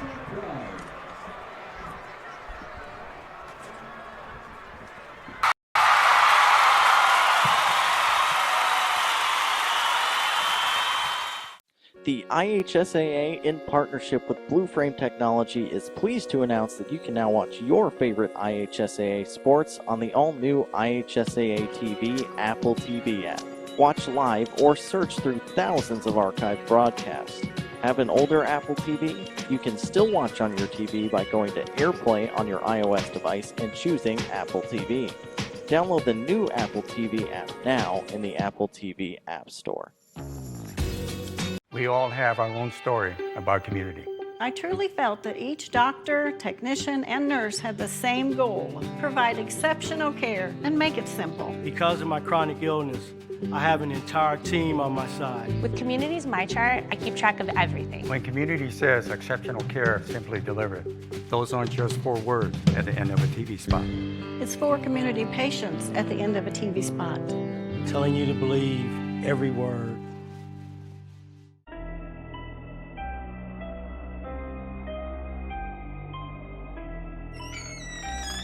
Can I help you? Yeah, I'm looking for Logan Street signs and banners. You found us. But this ain't Logan Street. This is South 10th. We moved 22 years ago. Well, how come you didn't change the name? That would have just confused people. Well, actually, South 10th is Allisonville, if you're from Fishers. Well, before that it was 37A, and before that it was State Road 37. So you're telling me that Logan Street signs and banners isn't on Logan Street anymore. It's actually on South 10th. That's Allisonville and Fishers. And before that, it was 37A and 37? So you got that straight? Logan Street signs and banners conveniently not located on Logan Street, but rather South 10th Street in Noblesville. Exactly. Breast care navigation at Community is a lot like sailing. Navigators have to read the wind without seeing the wind. The breast care navigator will follow the patient and their family through the continuum of care. My nurse navigator was always there. Just to be an advocate for that patient. You need the biggest support system that you can, and to know that you have one other person there who can help you through it is definitely something that is amazing.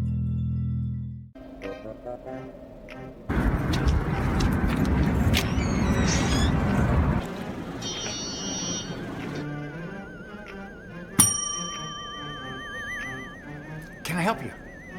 Yeah, I'd like to order a hamburger, fries, salt, maybe a large vanilla shake. Yeah. This is a trophy shop, can't you tell? You got a counter right here. Isn't this where you place the orders? We sell trophies, we sell plaques, we do embroidery. No food. You got carry-out? Unlike the internet, everything that you need we have here at the shop. Very unique. You order today, carry out tonight. That's our version of carry out. All right, I'll take one of everything. Well, that may take a little longer. We'll have it for you tomorrow night. You know, Jim, I'll be back tomorrow to pick it all up. We'll wait for you. Don't wait long.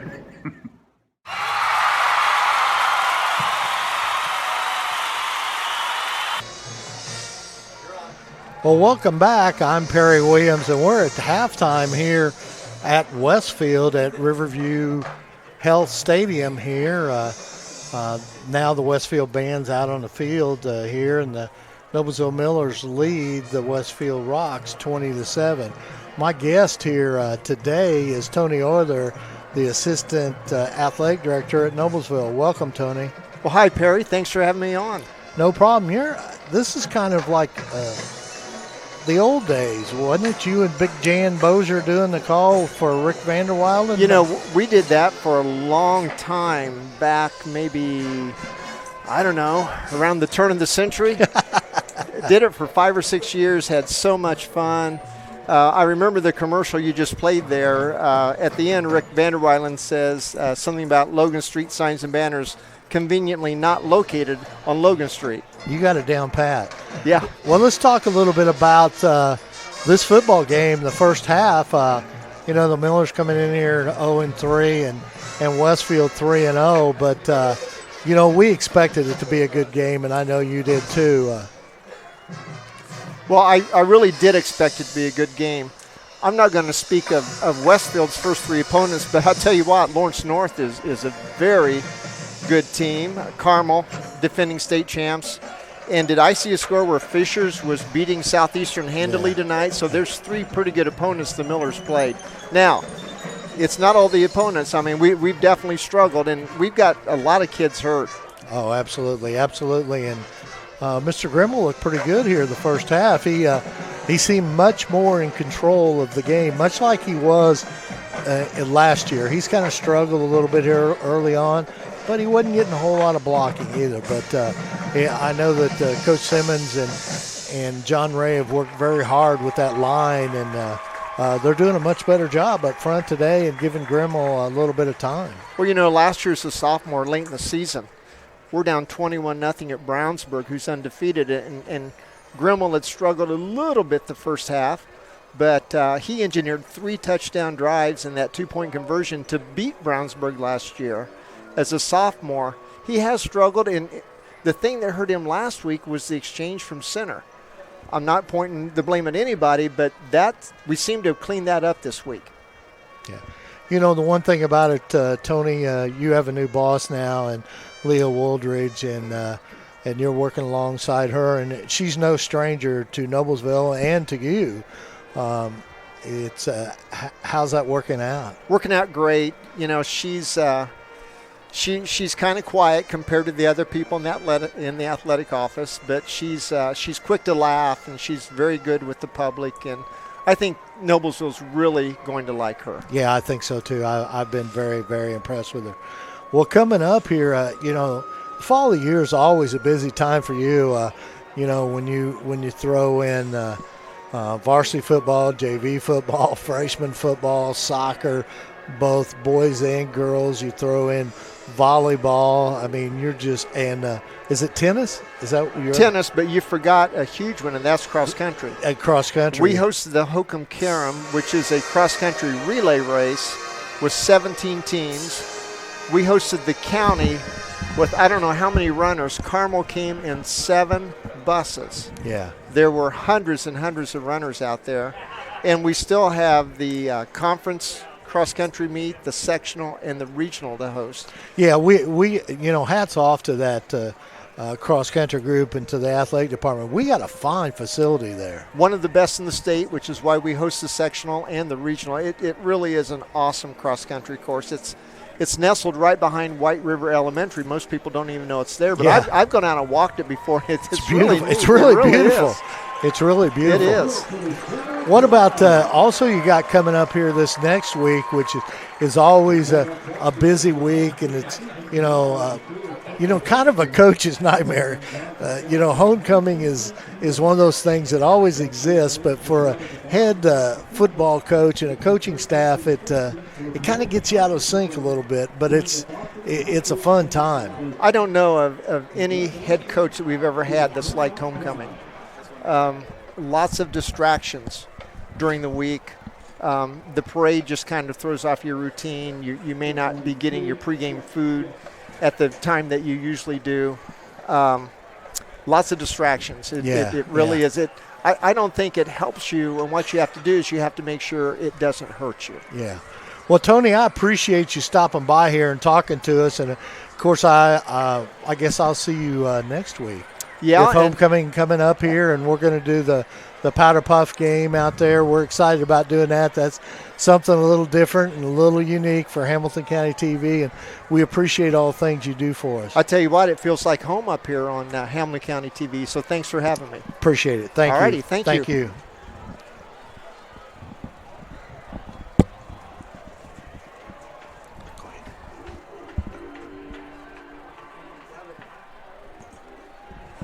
We're having another guest here, Dr. Great, who is the Westfield superintendent. She's getting the headphones on, and Victor McCarty's going to interview her in her first interview here on Hamilton County TV, and we're very excited to have you. Well, thanks. Glad to be with you. Absolutely, Perry. I noticed Dr. Great in the crowd, and I was like, I think it'd be fantastic to get her on the show tonight. So thank you so much for joining us tonight.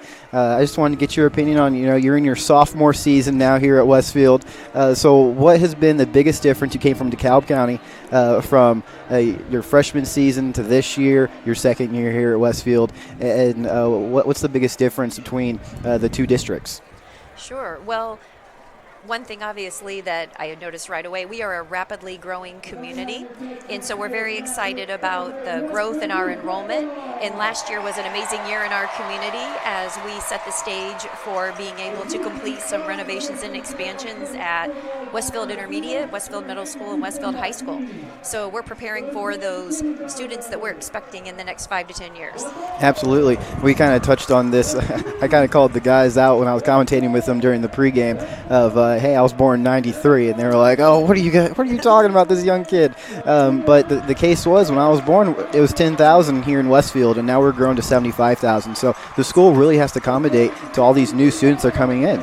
Absolutely. And we're also excited that not only are we able to address the rapid pace of growth and enrollment, but we're also going to be able to expand upon some curriculum and programming options for our students. So we're excited about that as well. Absolutely. I know when I graduated here in 2011, I always, talk about Westfield wherever I go across the state, and I say, yeah, we have such a great school system, and I think you really inherited something great that Dr. Keene left, and now you're really taking your own spin on it and improving upon that, and I think Westfield has just done a fantastic job education-wise, so thank you for that and keeping things going. Well, thank you. I think just the community in general, one thing that I also really noticed when I moved to the community is every group, every organization that I spoke with spoke so highly of the quality and the value of education. And we have amazing schools, amazing teachers, and amazing students. And we have awesome extracurricular activities as well.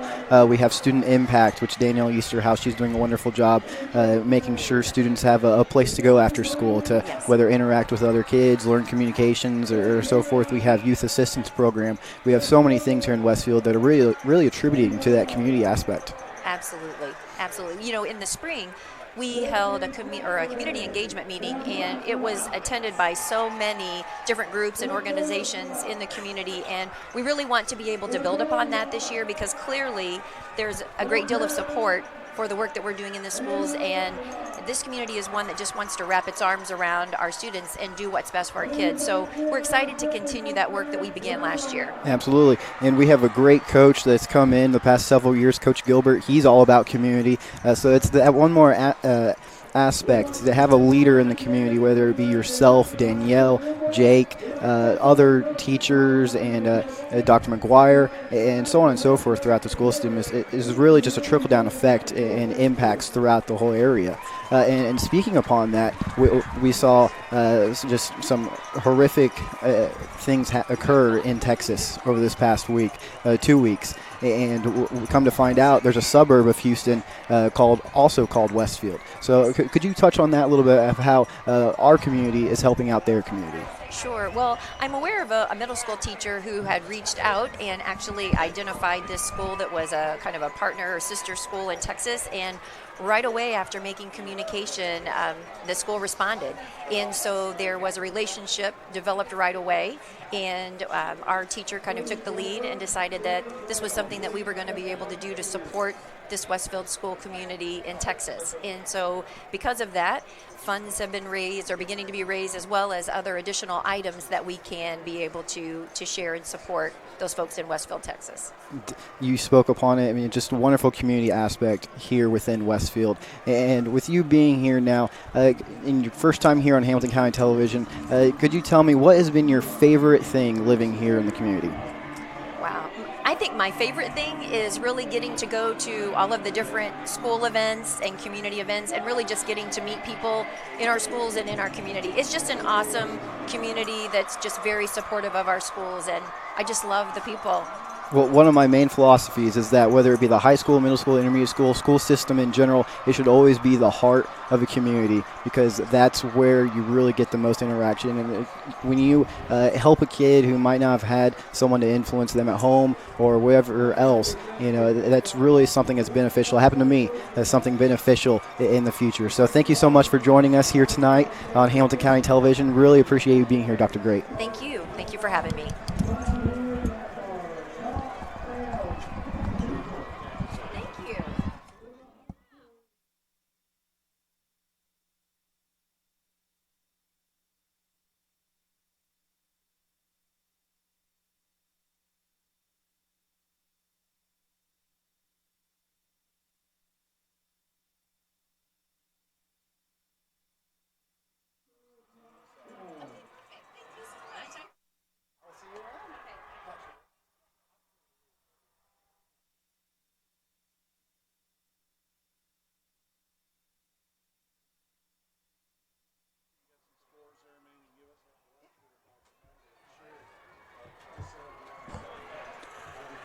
We're just about done with the halftime festivities here at Riverview Health Stadium. Thanks to Perry Williams, Victor McCarty, and guests who were kind enough to join us today.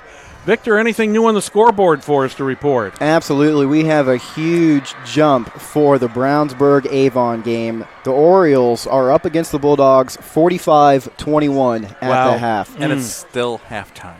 So that is really turning into a barn burner, just like we're going to see here tonight for the Rocks and Millers. And then Ben Davis, Center Grove, Ben Davis up 20-7 now in the third quarter. Fishers and Hamilton Southeastern still at half, with the Tigers being up 20-0. And Sheridan is behind the Carroll Cougars 14-20. Brebeuf is over Zionsville now 10-7. Heights is losing to the Tipton Blue Devils 17-7, and Carmel is trailing the Red Devils 12-7. Guerin Catholic up against Howe 14-0. I guess you couldn't say there's a lot of surprises there, but let's get back to talk about this game, guys. Craig, what have you seen different in the Millers tonight? You're seeing a completely different team, and like our good friend and colleague Perry Williams told us before the game, we're going to see different personnel doing different things for Noblesville. It was probably kind of one of those come to Jesus practice weeks, if you will, for Noblesville, because they're still winless on the season, and they're trying to find an identity. Yes, they're having an identity crisis. Only scored 16 points prior to tonight's ball game, where they have 20 in the first half. So huge strides already. Yes. And they're playing some pretty decent defense aside from a couple, Westfield touchdown drives in a row that got Westfield a 14-13 lead before Grant Gremmel and company capped off a drive just under 4 minutes left till half, and then Westfield squeezed it to a 20-17 Noblesville lead with that field goal. So it's going to be an interesting thing to figure out, okay, which Noblesville team is going to are we going to see in the second half, because they will kick off to start the third quarter, and what kind of kick will Jack Knight pardon me, Mr. Knight,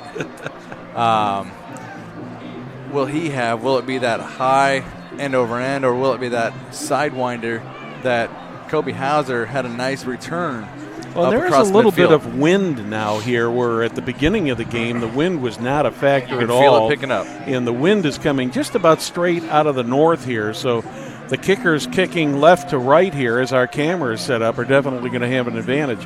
Victor, how about for the Shamrocks? Any big surprises in the first half? Well, I'm looking at the official stats here. We have Cameron Nance with 101 yards passing, 1 touchdown, and that's 7 attempts for him. Dan Wheeler leading the Shamrocks with 79 yards reception, and Freilich leading the team with 61 yards on the carry. Then you look at the Millers, where we have Grimmel with 70 yards for the Millers, but we have Groover with the 1 touchdown and 51 yards in the air. Grimmel is also leading the Millers on the run game with 67 yards. Blevins is right behind him with 52. Grimmel has 2 touchdowns running it in tonight, so that's a fantastic job by the Millers. But just to touch what you mentioned, I think the main factor is expect the unexpected. The Millers really coming out tonight with something to prove against the Shamrocks. The Shamrocks were given a break in that first drive where they did the fumble recovery, and I think they might have gotten overconfident, and since then it's been a lot of mental mistakes, many penalties on both sides of the ball so far tonight for both teams. I'm a little bit surprised to see the Millers kicking off into the wind here. That to me is indicating that they may be looking at thinking this thing is going to be real close, and possibly a field goal or something like that might make the difference at the end. Ball Back to caught by Craig. Dorian Henson at the 9-yard line. He returns it up to the 27-yard line, an 18-yard return by the junior Henson. And that'll put Westfield in business at their own 27-yard line.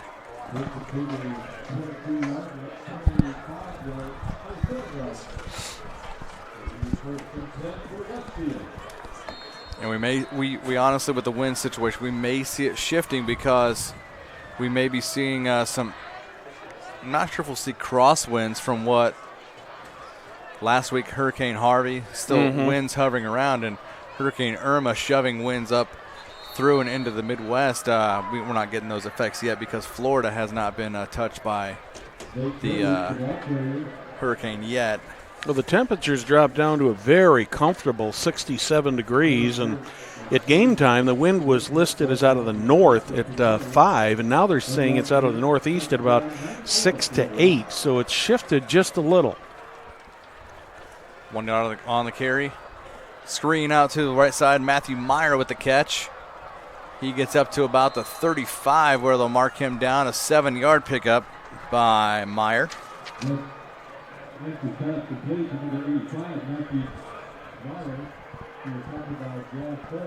Third and short there, just about a 3rd and 2, about the 35.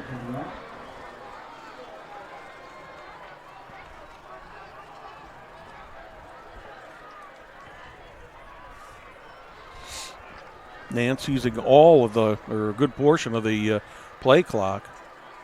Nance hands it off this time, and he is, that ball carrier Nate Freilich is caught by Eddie Jenick, number 10.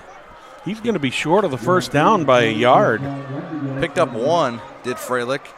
So it's going to be a 4th down and 1 at the 36, and they'll bring the punt team out with Alex Bales. So a good defensive series there for Noblesville, forcing Westfield to punt on that first series to begin the third quarter. Bales has had some nice kicks so far tonight. Bales, plenty of time, no rush really. Sidewinding punt, fair catch by Nick Rusi. ball is fumbled but recovered by his punt return mate, if you will. And that was number 6, Zach Groover. Probably thank goodness all around for Groover for being back there. Looks like they're going to put the ball in play at about the 21-yard line. So they got a 43-yard punt out of that. So Noblesville, their first possession of the third quarter, starts at the 21-yard line. Good weather tonight. It's starting to cool off a little bit. Oh, yeah, when the sun went down and that wind picked up, it's definitely cooled off a little bit.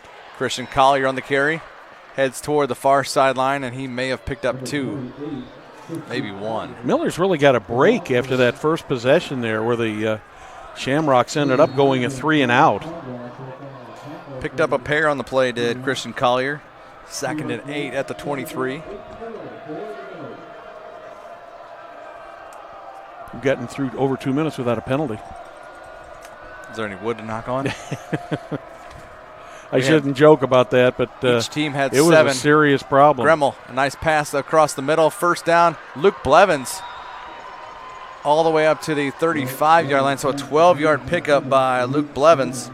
And he's been pretty good out of the backfield in recent weeks for Gremmel to kind of, play a little pitch and catch on a little screen play. Picks up 12 on the play. And a first down up to the 35-yard line. Not that the Millers wouldn't take a big play, but those shorter plays like that are just what they really need to take time off the clock.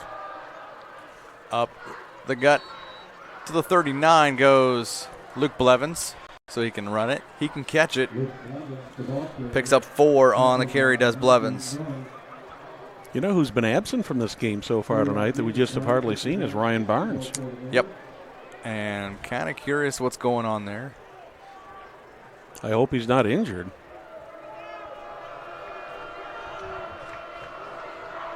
Actually, I'm not sure if I see on the 46 across the way, and Black's, that's number 42. Never mind me. Yeah. Gremmel keeps it himself. Up the middle he goes. 45 up across to the 49-yard line they'll give him. So a nice 10-yard run, yeah. 10-yard pickup by Gremmel, and he is having a great game on the ground tonight. As Victor said, he's up over 60 yards, I believe, at this point. Another first down for the Millers. That's their 3rd in this series.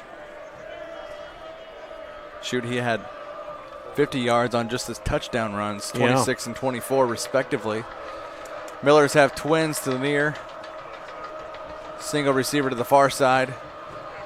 Collier in the backfield. Fakes the handoff to Collier. Gremmel running and throws it a few yards shy. He was being chased from behind, bringing up 2nd down and 10 from the 49.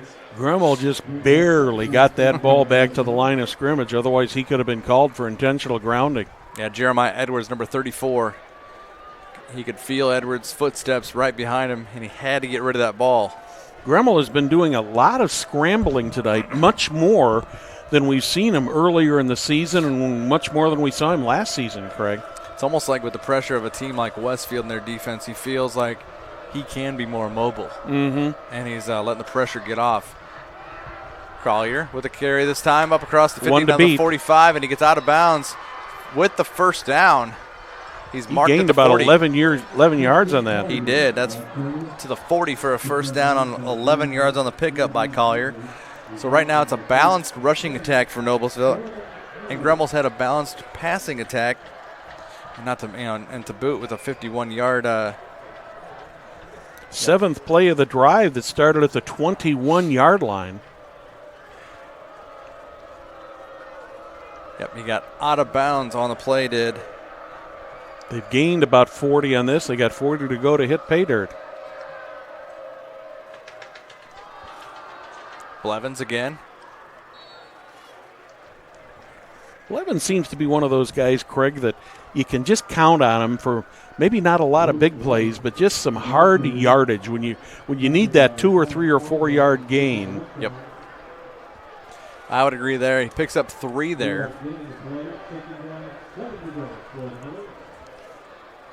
Second down and 7 at the Westfield 37.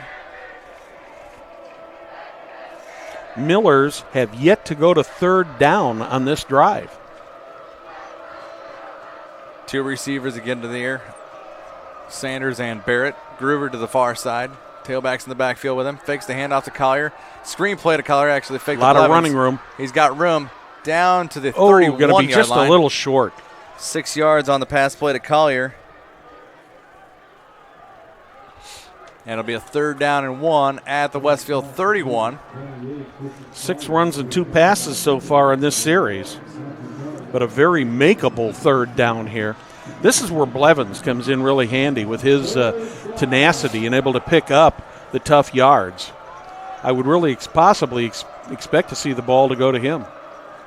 I think that's him there in the backfield, isn't it? Yep, he's dotting that pistol, if you will, with Gremmel in motion. Comes Lucas Williams, right to left. Hands it off to Blevins. Easy does it for the 1st down and hit shoestring tackle by 33. That was 22. Actually, 22, Kobe Hauser. Yeah, Hauser didn't get him, and he had at least 5 or 10 more yards, but as it is, picked up 5. He ended up picking up 5 yards and gets a 1st down. Down to the 26. Approaching the midway point of the 3rd quarter. Millers have used 4 minutes so far on this drive. Yep, started with 10:07 on the clock. 10th play of the drive. Being methodical. 4 wide. Trips to the far. Blevins in motion. He blocks now. Gremmel finding time up the middle. And Kobe Hauser over Lucas Williams and bats the ball away out of that one you Williams' call hands. Good defense. That was close. Brings up 2nd down and 10 at the Westfield 26. Shamrocks shifting personnel in and out. They've had a lot of success with both tailbacks in the game, flanked to Gremmel's left and right, respectively, Collier and Blevins. And it kind of throws Westfield's defense off a little bit, not knowing which one's going to get the ball or the fake. So Gremmel hands it off this time to Blevins, 25, down to the 20. There's a flag that flies into the backfield. Not sure what that's going to be. Back at the 32-yard line. So we'll see what the official is going to call. He's explaining it to the to Jake Gilbert over there on the side. I have yet to see a hand signal from him. And he just about gave them a sideline warning. Holding on the offense, so it'll be a 10-yard mark off. Looks like they're going to mark that from the 30. Back to the 40. So technically a 14-yard mark off on the spot. Penalty number 8 for Noblesville. So they'll get 2nd down over again, but with a bunch more yards added on the thing. 2nd and 24 from the Westfield 40. Fakes the handoff. Gremmel keeps it himself. Down. He gets to the 35, so a 5-yard pickup. I don't think Westfield's expecting Gremmel to run as much as he has. That's his 9th carry. I think they were thinking more of the draw play to Blevins than anything else, or the pass from Gremmel. And he just took that ball. My recollection, he didn't even fake. He just took off. Nope, that was that was a straight run play. Design keeper up the middle. He's got 9 carries for 81 yards and 2 Big touchdowns. 3rd down play here for the Millers. They're going to expect pass 3rd and 19 at the 35. Gremmel fakes it to Blevins. Has time, has to go, and he's back to the line of scrimmage. Loses 5. Drops 5. And had nowhere to go to pass the ball. Great pass protection all over by Westfield. So it's going to be a 4th down and 24 at the Westfield 40. Now, is this one of those where you snap the ball to, okay, they're going to bring the punt team out to try and pin Westfield deep. I was going to say, is this one of those where you snap it to Gremmel and he just kind of quick kicks to see if he can personally pin him back? Well, they're punting into the wind, and the wind has picked up, so that may have a little bit of an effect on the distance this ball will go. Chase Evans. Little sidewinder, and that's going to, they are going to down that ball. Wow. The Millers got one heck of a break there. Inside the 1. They were 40 yards away from the goal line, and the punt went 39, and the Shamrocks are going to take over on their own half-yard line.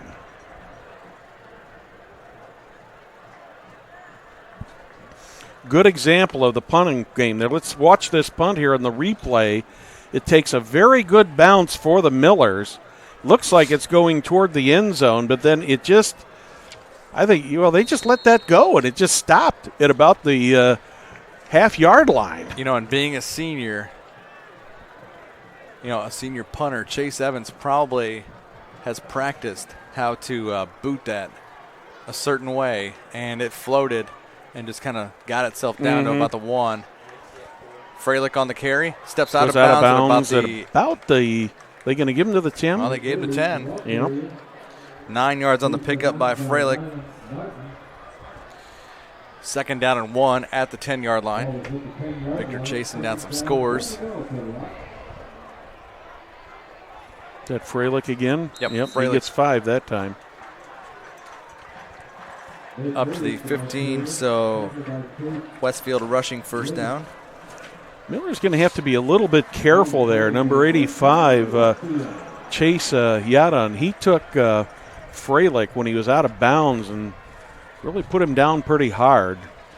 I don't think there was any maliciousness there, but you get on that sideline, and that they don't want to pick up a 15-yard unsportsmanlike on him. Handoff again. Freilich up to the 21, 6 yards. Speaking of a score update, the Greyhounds are now over the Red Devils 14-12 in the 3rd quarter. Score still the same for Fishers and IHSAA. Tigers up 20-0. Freilich again finds room, goes to the outside. He's up 30, 35, and out of bounds at about the 37, so he picks up 15. And there's a flag on the far side. Yep. Don't mark that down yet.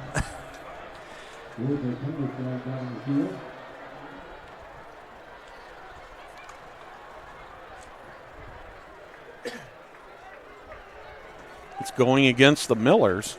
It's going to be declined. And they will pick up 15 yards on the run. 15 yards on the pickup. I believe that signal is. So they're at the 37. Picked up 15 from the 22, so we went 12 beyond where Freilich needed to go. 1st and 10, Westfield at their own 37. Freilich been the workhorse.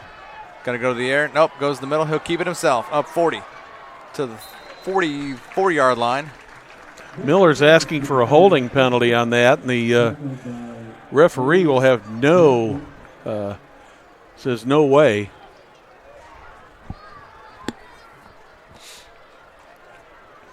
Managed to get about 7 yards on that. 2nd and 3 at the 44-yard line. 6th play of the drive that started at the half-yard line. Nance fakes the handoff going up the sideline, and in Matthew Meyer, and just beyond Meyer's reach. On the coverage there was number 20. That is. Nance also took a good hard hit from the Millers. It looked like number 56 Dalton Doyle got in there and hit him it was a legal hit. I mean, no doubt about it, it was a legal hit, but Nance got hit very, very hard trying to hold on to that ball to the last minute. It all goes as an incomplete pass. It'll bring down third and about 3 it looks like.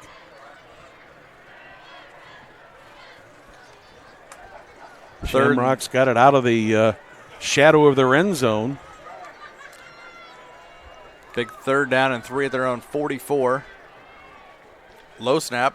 Nance to pass, and it's batted down and almost picked off. Tipped by Jack Yakey. Actually, that was 56 Dalton Davis. Mm-hmm. He and Yakey got the rush on, and that's going to force a punt by Westfield. So the Millers hold.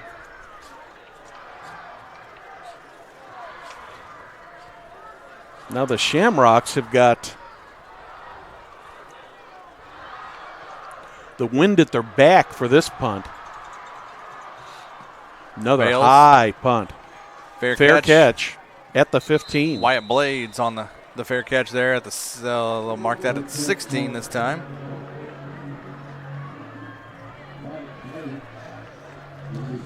40-yard punt, no return. Millers will take over. 1st and 10, 2:27 left here in what has been a scoreless third quarter. 20-17 is our score. Noblesville will take over, like Brad said, at their own 16.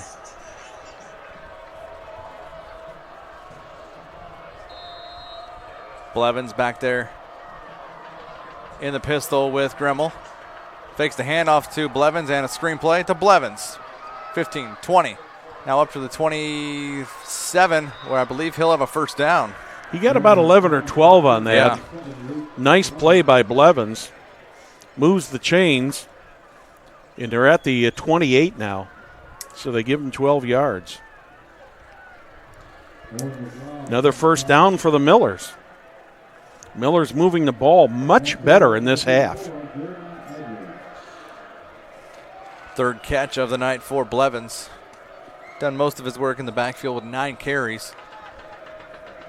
This is the best offense we've seen from the Millers all season. Absolutely. Grimmel rushed. He'll run himself. He's got some space. To the 35. Headed for the out-of-bounds line, slides. He almost got to the first down marker. Close. They're going to mark him looks like about a yard short, Yep. so he did get 9 yards on the play, and he's at the 37, it looks like. Just inbounds. Clock still rolling. 90 ticks left third quarter. 2nd down and 1 at their own 36 for the Millers.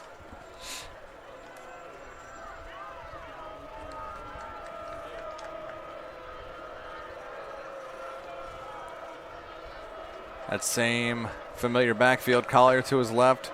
Blevins to his right. Grimmel gets the snap. Handoff to Collier. He'll go right and tried to make the turn. He couldn't make the turn. I think he lost a yard there. there. He couldn't find a hole, and I believe Collier lost, like you said, on the play. Dropped back. Lost about a yard. To He's the back 36. to the 36. I think the chain game might be confused over there because they had it second one at the 36. Yeah, now it's 3rd and 2. 3rd and 2 at the 36. Yeah. Needs about 2 yards. Ball on the turf. Oh, they've got to dive on it. And that's a big. That was a very dangerous play by Grant Grimmel there, Craig, because he tried to pick it up. He tried to pick it up, and the Shamrocks were just converging on him, and he's lucky he did not lose the ball on that. And he lost 4 there. Timeout called. That's the end of the third quarter. Third quarter, yeah. With the score, the Millers 20, the Shamrocks 17. We'd like to welcome you to tonight's broadcast of IHSAA football on Hamilton County Television, brought to you by Logan Street Signs and Banners. They're celebrating 25 years in business. We'd also like to thank our other great sponsors, in addition to Logan Street Signs and Banners: Noblesville Trophies, Community Health, Smith's Jewelers, Indiana Restoration, the Westfield Chamber of Commerce, and Bill Clifford for Sheriff. Thanks to all of our great sponsors for bringing you tonight's great game. And you can also download Hamilton County Television's web app. It's available on all devices to watch or stay up to date on our games. Enter www.hctvcard.com in your browser, any device, and click Save. Be sure to share our web app with friends and family. Plus, watch Hamilton County TV Sports live or on demand on your Apple TV, Roku, Amazon, Fire, or with the IHSAA TV app. Craig, there's a lot of places to watch Hamilton County Television. Victor, you got any quick score updates for us there? I do indeed. The Greyhounds now breaking away from the Red Devils 21-12 in the third quarter. And we're back to action here in the fourth quarter. Punt team out there for Noblesville, 4th and 5 at their own 32. Oh, we'll have to see. Did they get them to flinch? If they do it, it's only a 5. Well, I'm just wondering if I couldn't tell, but it almost looked like, well, apparently not. I thought maybe Westfield crossed the line first, but it looks like the left side of the Noblesville line jumped. So the clock hadn't First even penalty. rolled. First penalty of the fourth quarter. No time off the clock. Check that. Evans back there. Ooh, gets boy, the punt that was away, close. A spiraling kick to Kobe Hauser at the 29. He's running, trying to find room. Breaks away from Grant Christie, and number 8, Jazz Terrell, with the tackle up at the 39. So a 10-yard return by Kobe Hauser.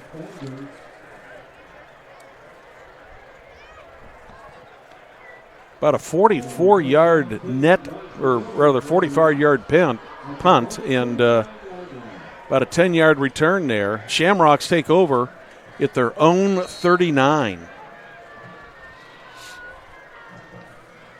11:50 left in regulation in this one. Hold on to your hats. This is a great game tonight. Yep. Glad you're with us HCC here battle. on Hamilton County Television. Nance back there. Fakes it, gets the handoff to Freilich. Missed tackle by Tuane, but knocked out of bounds by 33 Austin Breidenthal and number 10 Eddie Jenick. Nice 8-yard gain there. He does it with such ease, does Nate Freilich. Yes, he does. Makes it look so easy. Second down and 8 at their own 47. I think Ben's cold. He's got a hood on. Well, he's a cameraman. He's used to being outside. Just an automatic. Nance with Freilich behind him. Gets the snap. Fakes the handoff to Freilich. He'll roll out.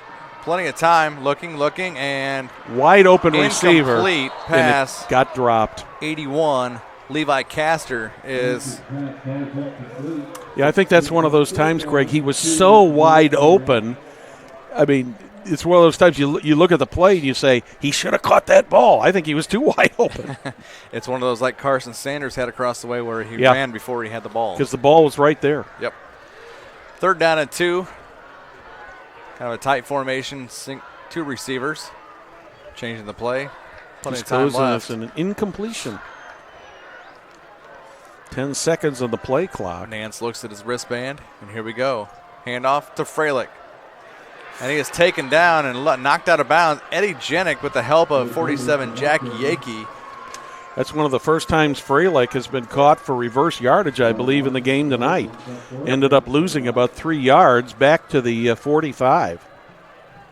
Actually, -2. Dropped 2 yards. 4th and 4. That brings Alex Bales and the punt team back out for Westfield. Wyatt Blades back there, number 13 for Noblesville.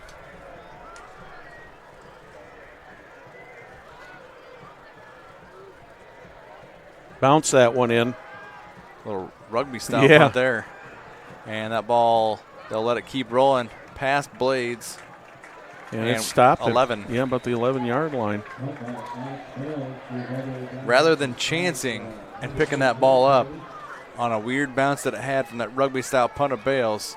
49-yard punt there. Yeah. I thought at first when he took that, I thought he might be running, and then all of a sudden he made that rugby style kick. So Noblesville first down and 10 at their own 11-yard line.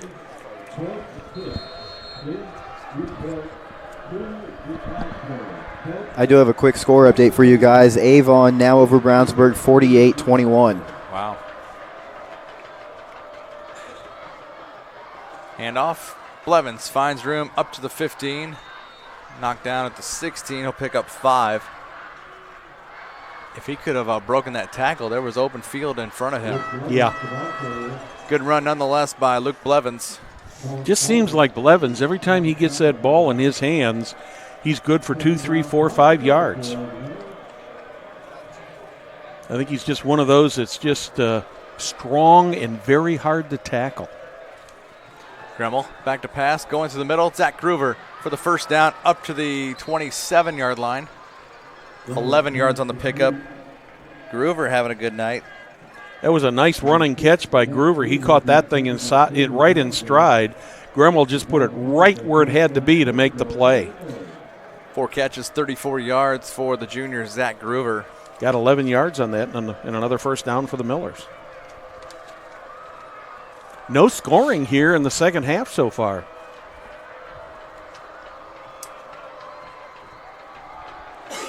Blevins running again and finds room up to the 34.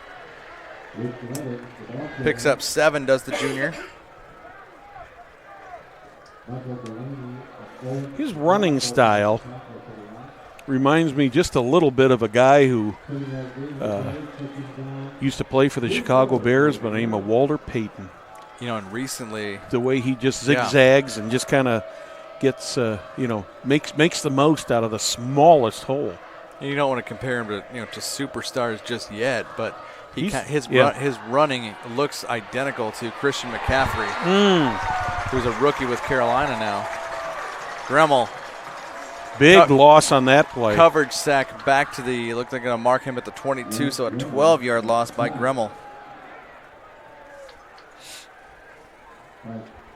So that puts the Millers in a hole after Blevins raced them to 12-yard loss on that.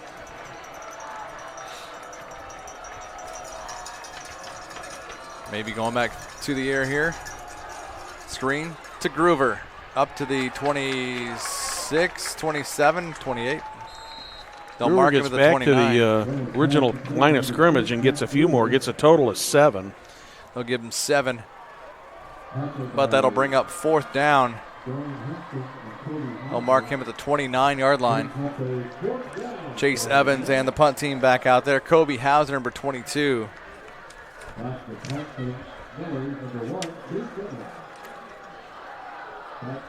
Hauser's got a good build, 6'1", 195. Evans being rushed, almost blocked. Another spiral. Another good punt. And the whiff by a few Noblesville defenders, number 46. Dylan Rutherford in there with 33, Austin Breidenthal, and it looked like 31. About a 33-yard punt. Almost a 10-yard return there. Shamrocks will take over in real good field position at their own 46.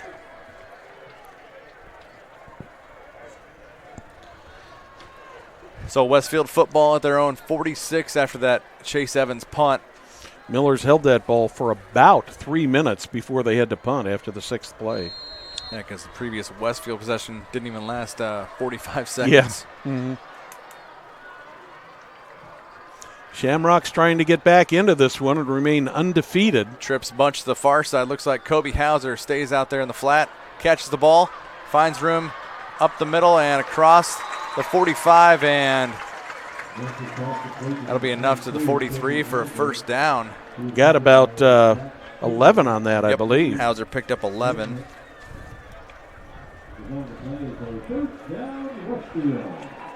Shamrocks quickly up to the line, preventing the Millers from making any defensive changes. Again, trips bunch to the right. Nance keeps it himself, finds room across the 40, down across the 35 to the 34, picks up 9 yards. Good decision there by Nance on the keeper.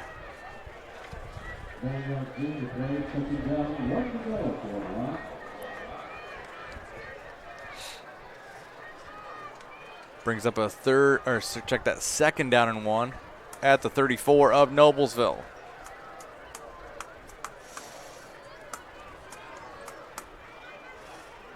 Nance hands the ball off.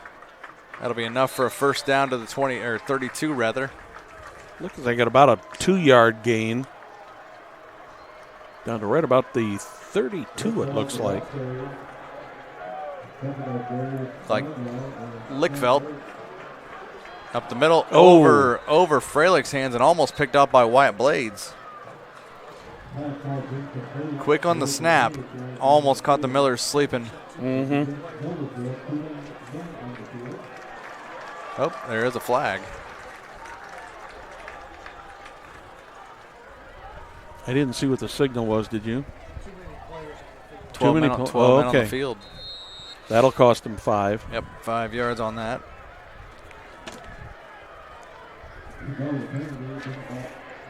Penalty number 10 on Noblesville. 7 on Westfield.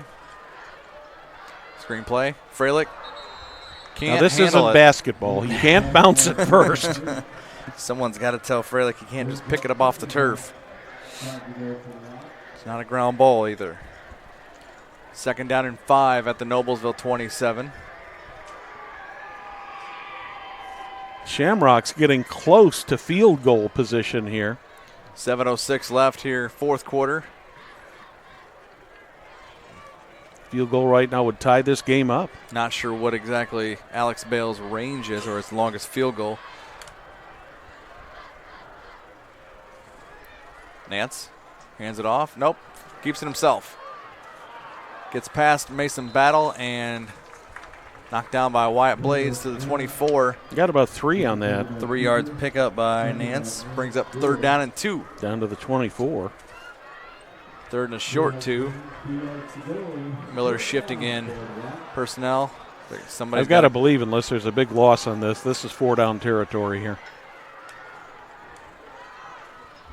Plenty of time. Changing the play at the line is Nance.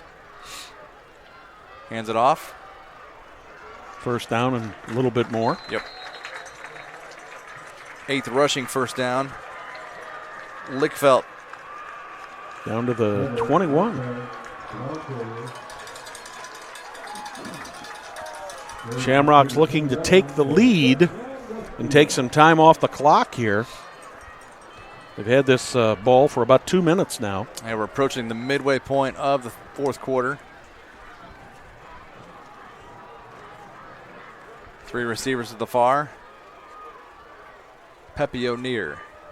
Nance looking and rushed. Flushed out. Goes down the sideline. 15, 10, 5. Hurdles. He scores.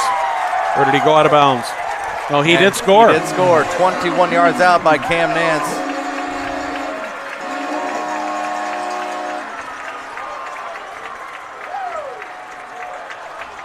So with 5:56 left here in the 4th quarter. Watch this run here, Craig. He just out-moved a couple Noblesville Millers, and I thought he was out of bounds at about the 7-yard line, but they said no. I saw that too.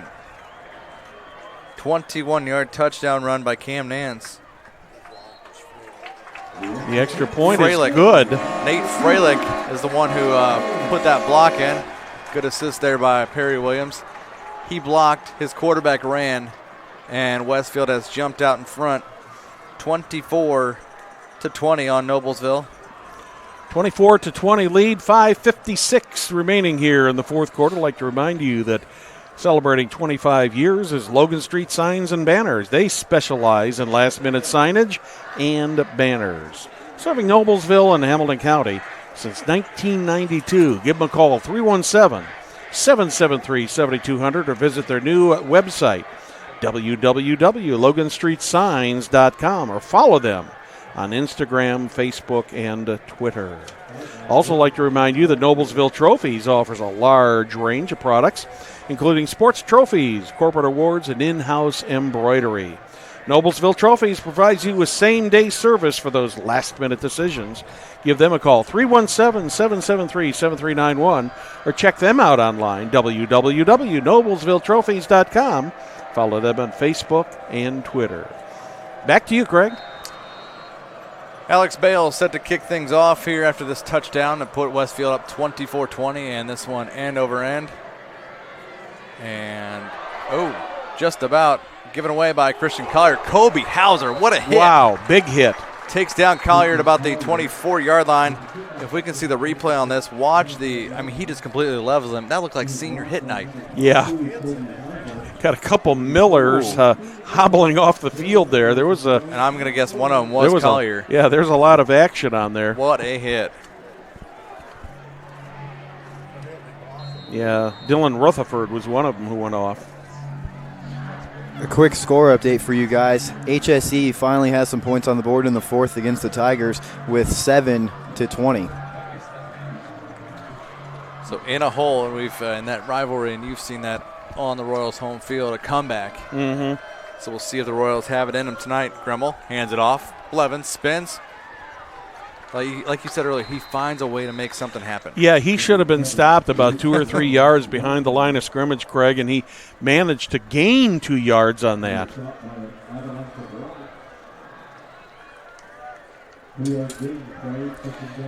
Picked up 2 yards, did Blevins. 5:28 and counting here, fourth quarter. Not a flashy runner, but just a good, solid runner. Finesse.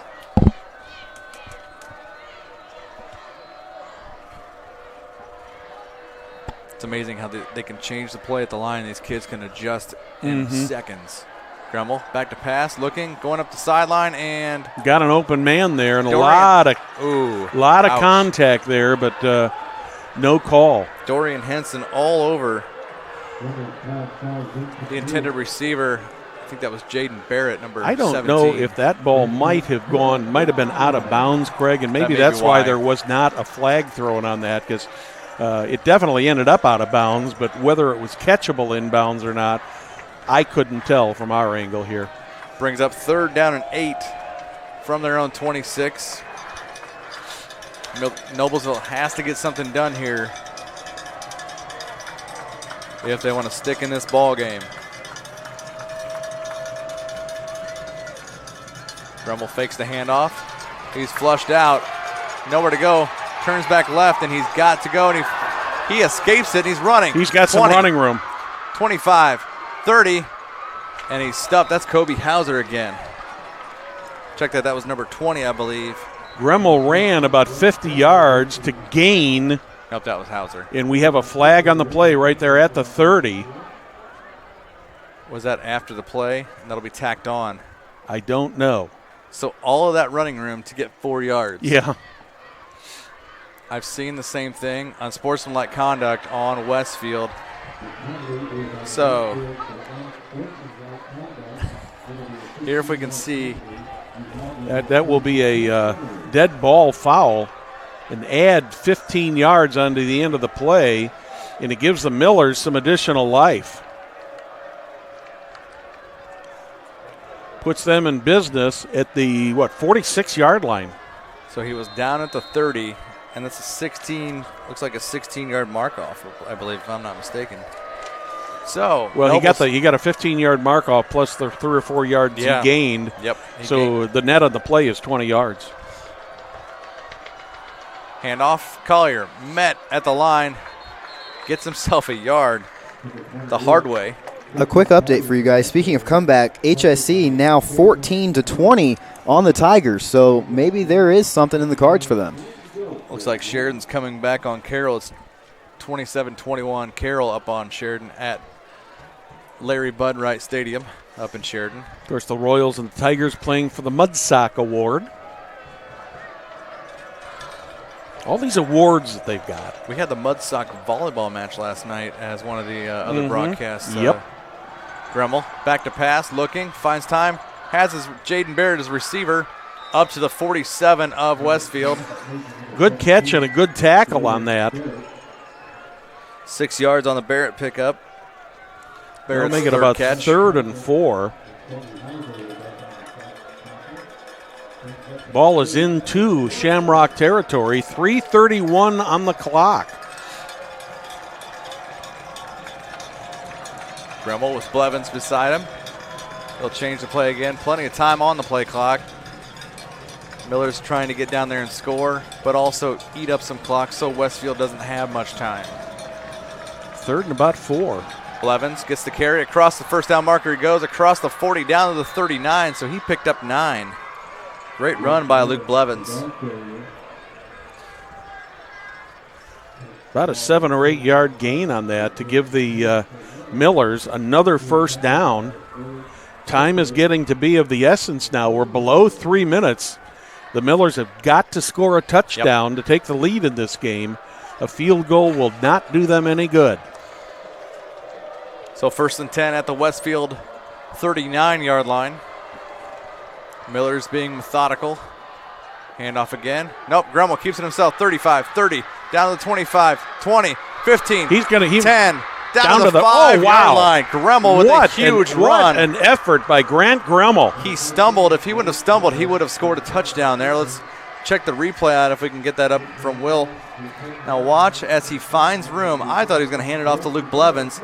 Fakes it, takes it himself right through that left side there. Yep, off that left tackle, finds room, breaks about 3 tackles.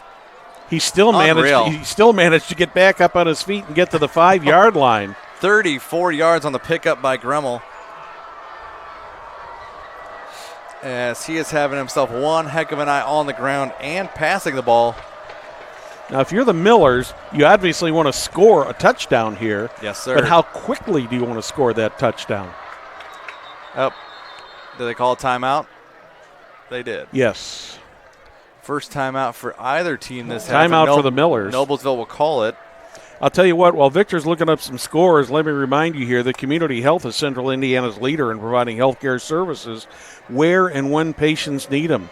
Any questions, contact Community Health at 317-355-7775 or check out their website, www.ecommunity.com. Victor, what's the scoreboard looking like? Yeah, I actually want to talk a little bit more about the HSE Fishers game. What led to that second score for HSE was a fumble by the Tigers, recovered by the Royals. Cody Sparks touchdown to Nick Muchner for 22 yards. Wow. And then Royals recover an onside kick over the Tigers, but then interception by Michael Pruitt making a leaping catch at the Fishers 7-yard line. Unreal. Both of those teams have had problems with that all season long in trying to avoid some disastrous type plays. The Tigers have had their problems, so have the Royals. So we'll have to see who ends up dominating on this.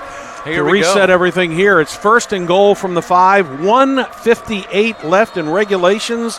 The Millers knocking on the door on what would be an upset over the Shamrocks. Christian Collier inside the 5 down to about the 3-yard line. He'll be marked a couple yards on the pickup by the senior tailback.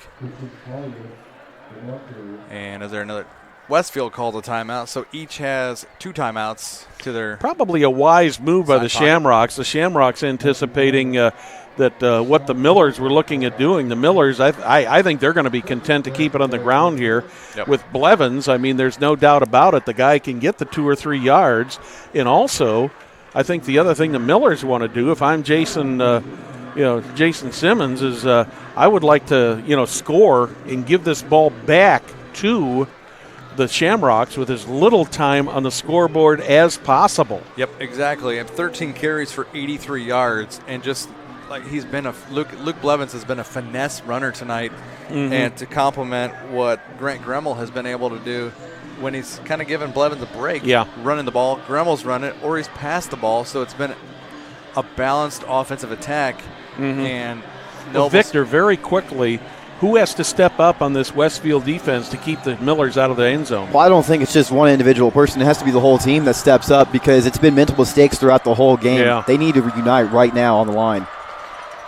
2nd and goal at the 3. Movement on the front of the Westfield line, but no flag. They're trying to get Noblesville to jump back. Gremmel with Blevins to his right.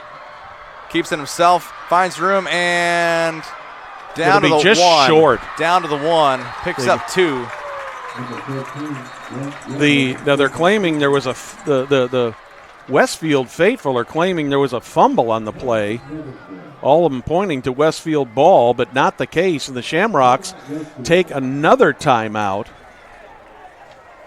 And it looks like they spotted the ball right at the 2-yard line. So let's remind you that Smith's Jewelers has been serving Hamilton County, including at Noblesville, Fishers, and Westfield and Carmel for over 65 years. Many jewelry stores have come and gone, yet Smith's remains. If one were to ask how and why, the answer would be the outstanding jewelry selection and customer service. The knowledgeable staff at Smith's Jewelers is eager to give their customers a memorable, positive experience. Contact them at 317-773-3383 or visit them online, smithsonthesquare.com. And don't forget, no job is too big or too small for Indiana Restoration Services. Whether you're a homeowner or a large business experiencing a water, fire, or storm, or maybe just mold remediation, or if you're a homeowner that simply needs a good carpet cleaning, Indiana Restoration has you covered. Contact them, 317 776-9942. Visit them online, www.indianarestoration.com. Want to compliment the folks in Indiana Restoration. Got it. They're down in Texas helping the folks recover from Harvey. 3rd and 2. 3rd and goal at the 2. They give Gremmel a 1-yard pickup on that. Lucas Williams in motion, handoff, Blevins up. He's in. Across the goal line and into the end zone. No flags. 2 yards for a touchdown. That is huge. With 1:39 left, so they used 4:12 off the clock.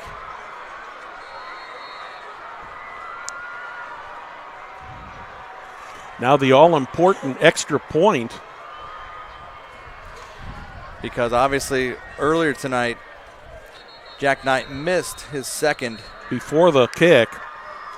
Illegal procedure, another penalty. So that'll mark it back 5 on yards. the Millers. That's number 11 tonight. 3rd 5-yard Wow. penalty in the 4th quarter.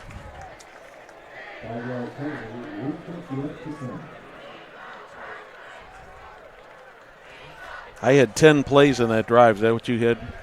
I'm glad you did. I lost track. So it'll be a 25-yard extra point. Kick is up and no good. Oh, my.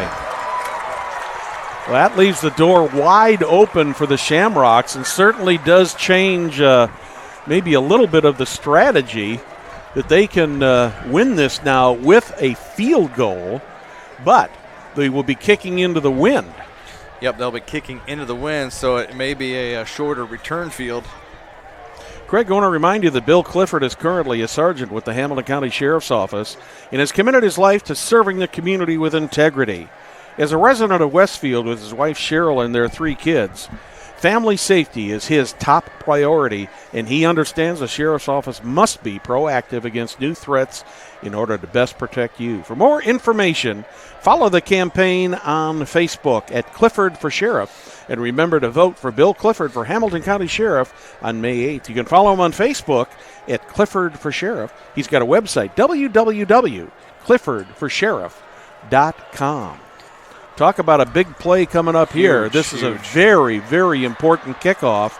The Millers would definitely like to put this thing into the end zone and not give the Shamrocks a chance to mount a long kickoff return. And they got a pretty strong wind you can see blowing Old with them now. This one a beautiful kick by Jack It's Knight. gonna go into 3 the yards end zone. deep. 3 yards deep for a touchback. So here's Westfield. So here's the set. 1 minute 39 seconds remaining here in the 4th quarter. The Shamrocks have got 80 yards to go for a touchdown. Probably about, I would say about 60 to get probably Field 60 to 65 to get within comfortable field goal range. Now, I'm not sure if he's got the same kind of leg Will Harrison had, but we'll see what Westfield can do here on offense as they start with 1:39 left at their own 20. Big task for Noblesville's defense. Nance looks back to pass. It's batted up in the air, and Kyle Pepio. It's caught by Pepio. And nailed. Wow. What a hit. Wow. Shamrocks up to the line very, very quickly. Pepio's second.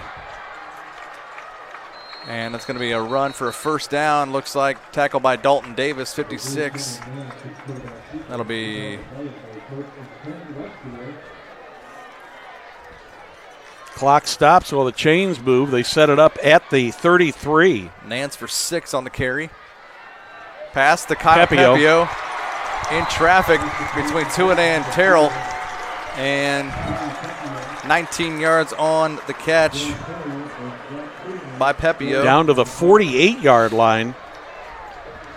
1 minute and counting. Chains are reset, so the clock is ticking. Nance back to pass again. Pumps, and he'll run. He's going to try to get out of bounds and stop the clocks, which he does. At about the 43-yard line. Gains about 5. He's down to the 43. Second down and 5 at the Noblesville 43. 44 making. They gave him 4. He really needs at least 20 more yards to get a reasonable field goal attempt.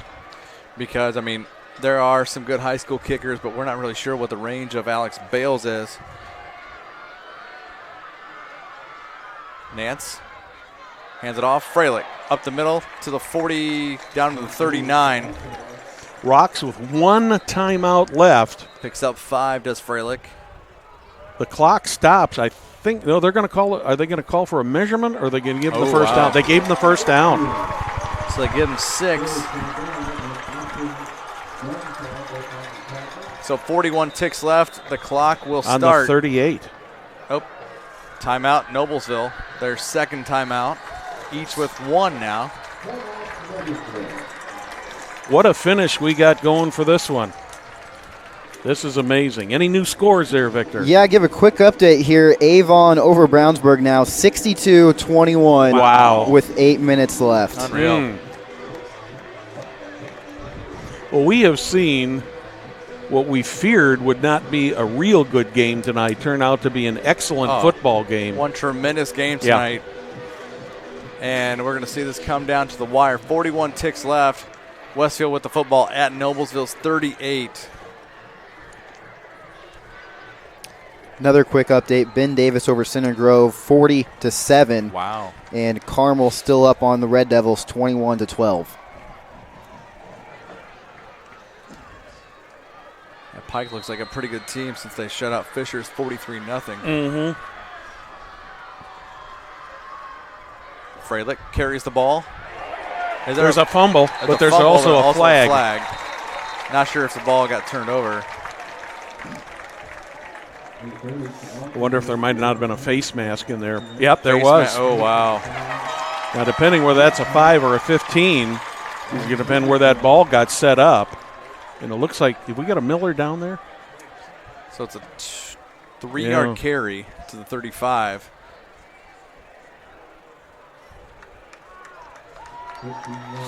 They're adding 15 yards on there. Wow. That's a 15-yard, the 12th Noblesville penalty.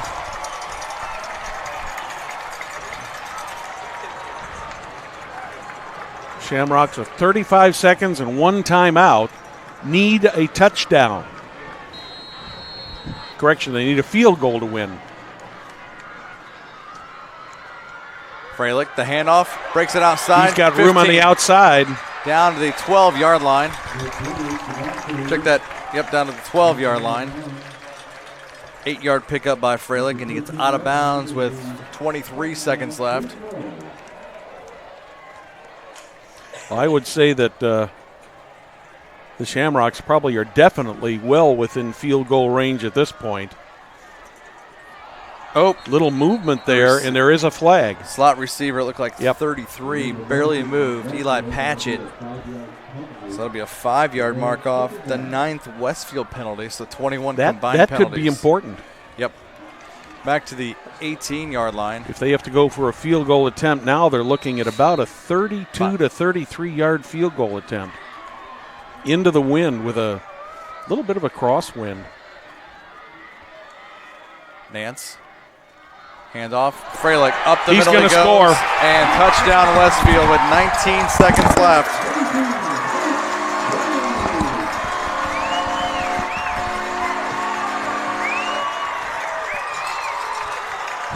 So Nick Freilich gets the ball into the end zone for the Westfield Shamrocks with 19 ticks left on the clock. A 30-26 lead right now. Extra point would make it a 5-point game.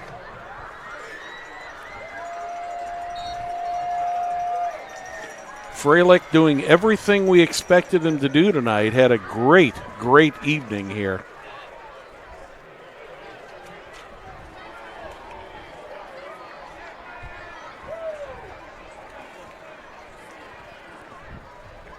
Looks like they're going to go for 2.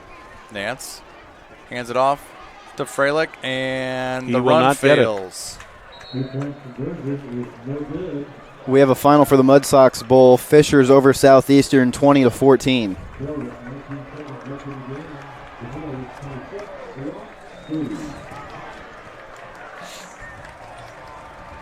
So with 19 seconds left here in the fourth quarter, it's Westfield 30, Noblesville 26. This has been one tremendous ball game, and you don't see many lead changes often in high school football, but we've seen a few tonight, and 19 seconds left. This ball game's not over yet. No, and in the scores Victor has been giving us here all evening, Craig, it looks like this is probably one of the better contested games that we have had here in Hamilton County and in the HCC, Mick, and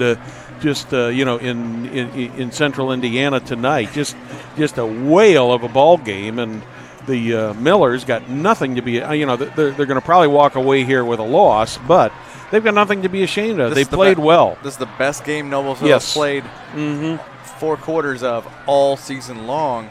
And like you said, nothing to hang their hats on. No, absolutely nothing. Coming into, and they'll be amped up next week for a home game with Zionsville next week. Speaking of which, real quick, sorry to interrupt, but Zionsville Eagles now over Brebeuf 21-18 in the fourth quarter, so that's been a barn burner as well. That's a tough place to play at Brebeuf. Bales with the kick, and that's going to go into the end zone. Jeez, Dowdell played a little roulette there with that one. Yeah, I don't think that the Millers had any intention of trying to run that ball back. They want every tick on that clock that they can get. They've only got 19 seconds here, but both of these teams have had some big plays. So as you said just a few seconds ago, this guy isn't over yet. But we'd like to thank you for watching tonight's broadcast of IHSAA football on Hamilton County Television, presented by Logan Street Signs and Banners, celebrating 25 years in business. Here we go, final series of the night. 19 seconds left. Noblesville first and 10 at their own 20. Gremmel looking, going up the field, and that ball is picked off at the 46. I didn't see who picked that off, but I think that's 20.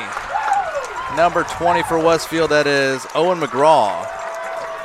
So that will do it. That will put a capper on it. All the Rocks have to do is take a knee here one time, and this game will be over. I'd like to thank the rest of our Hamilton County Television sponsors here for IHSAA football. Noblesville Trophies, Community Health, Smith's Jewelers, Indiana Restoration, the Westfield Chamber of Commerce, and Bill Clifford for Sheriff.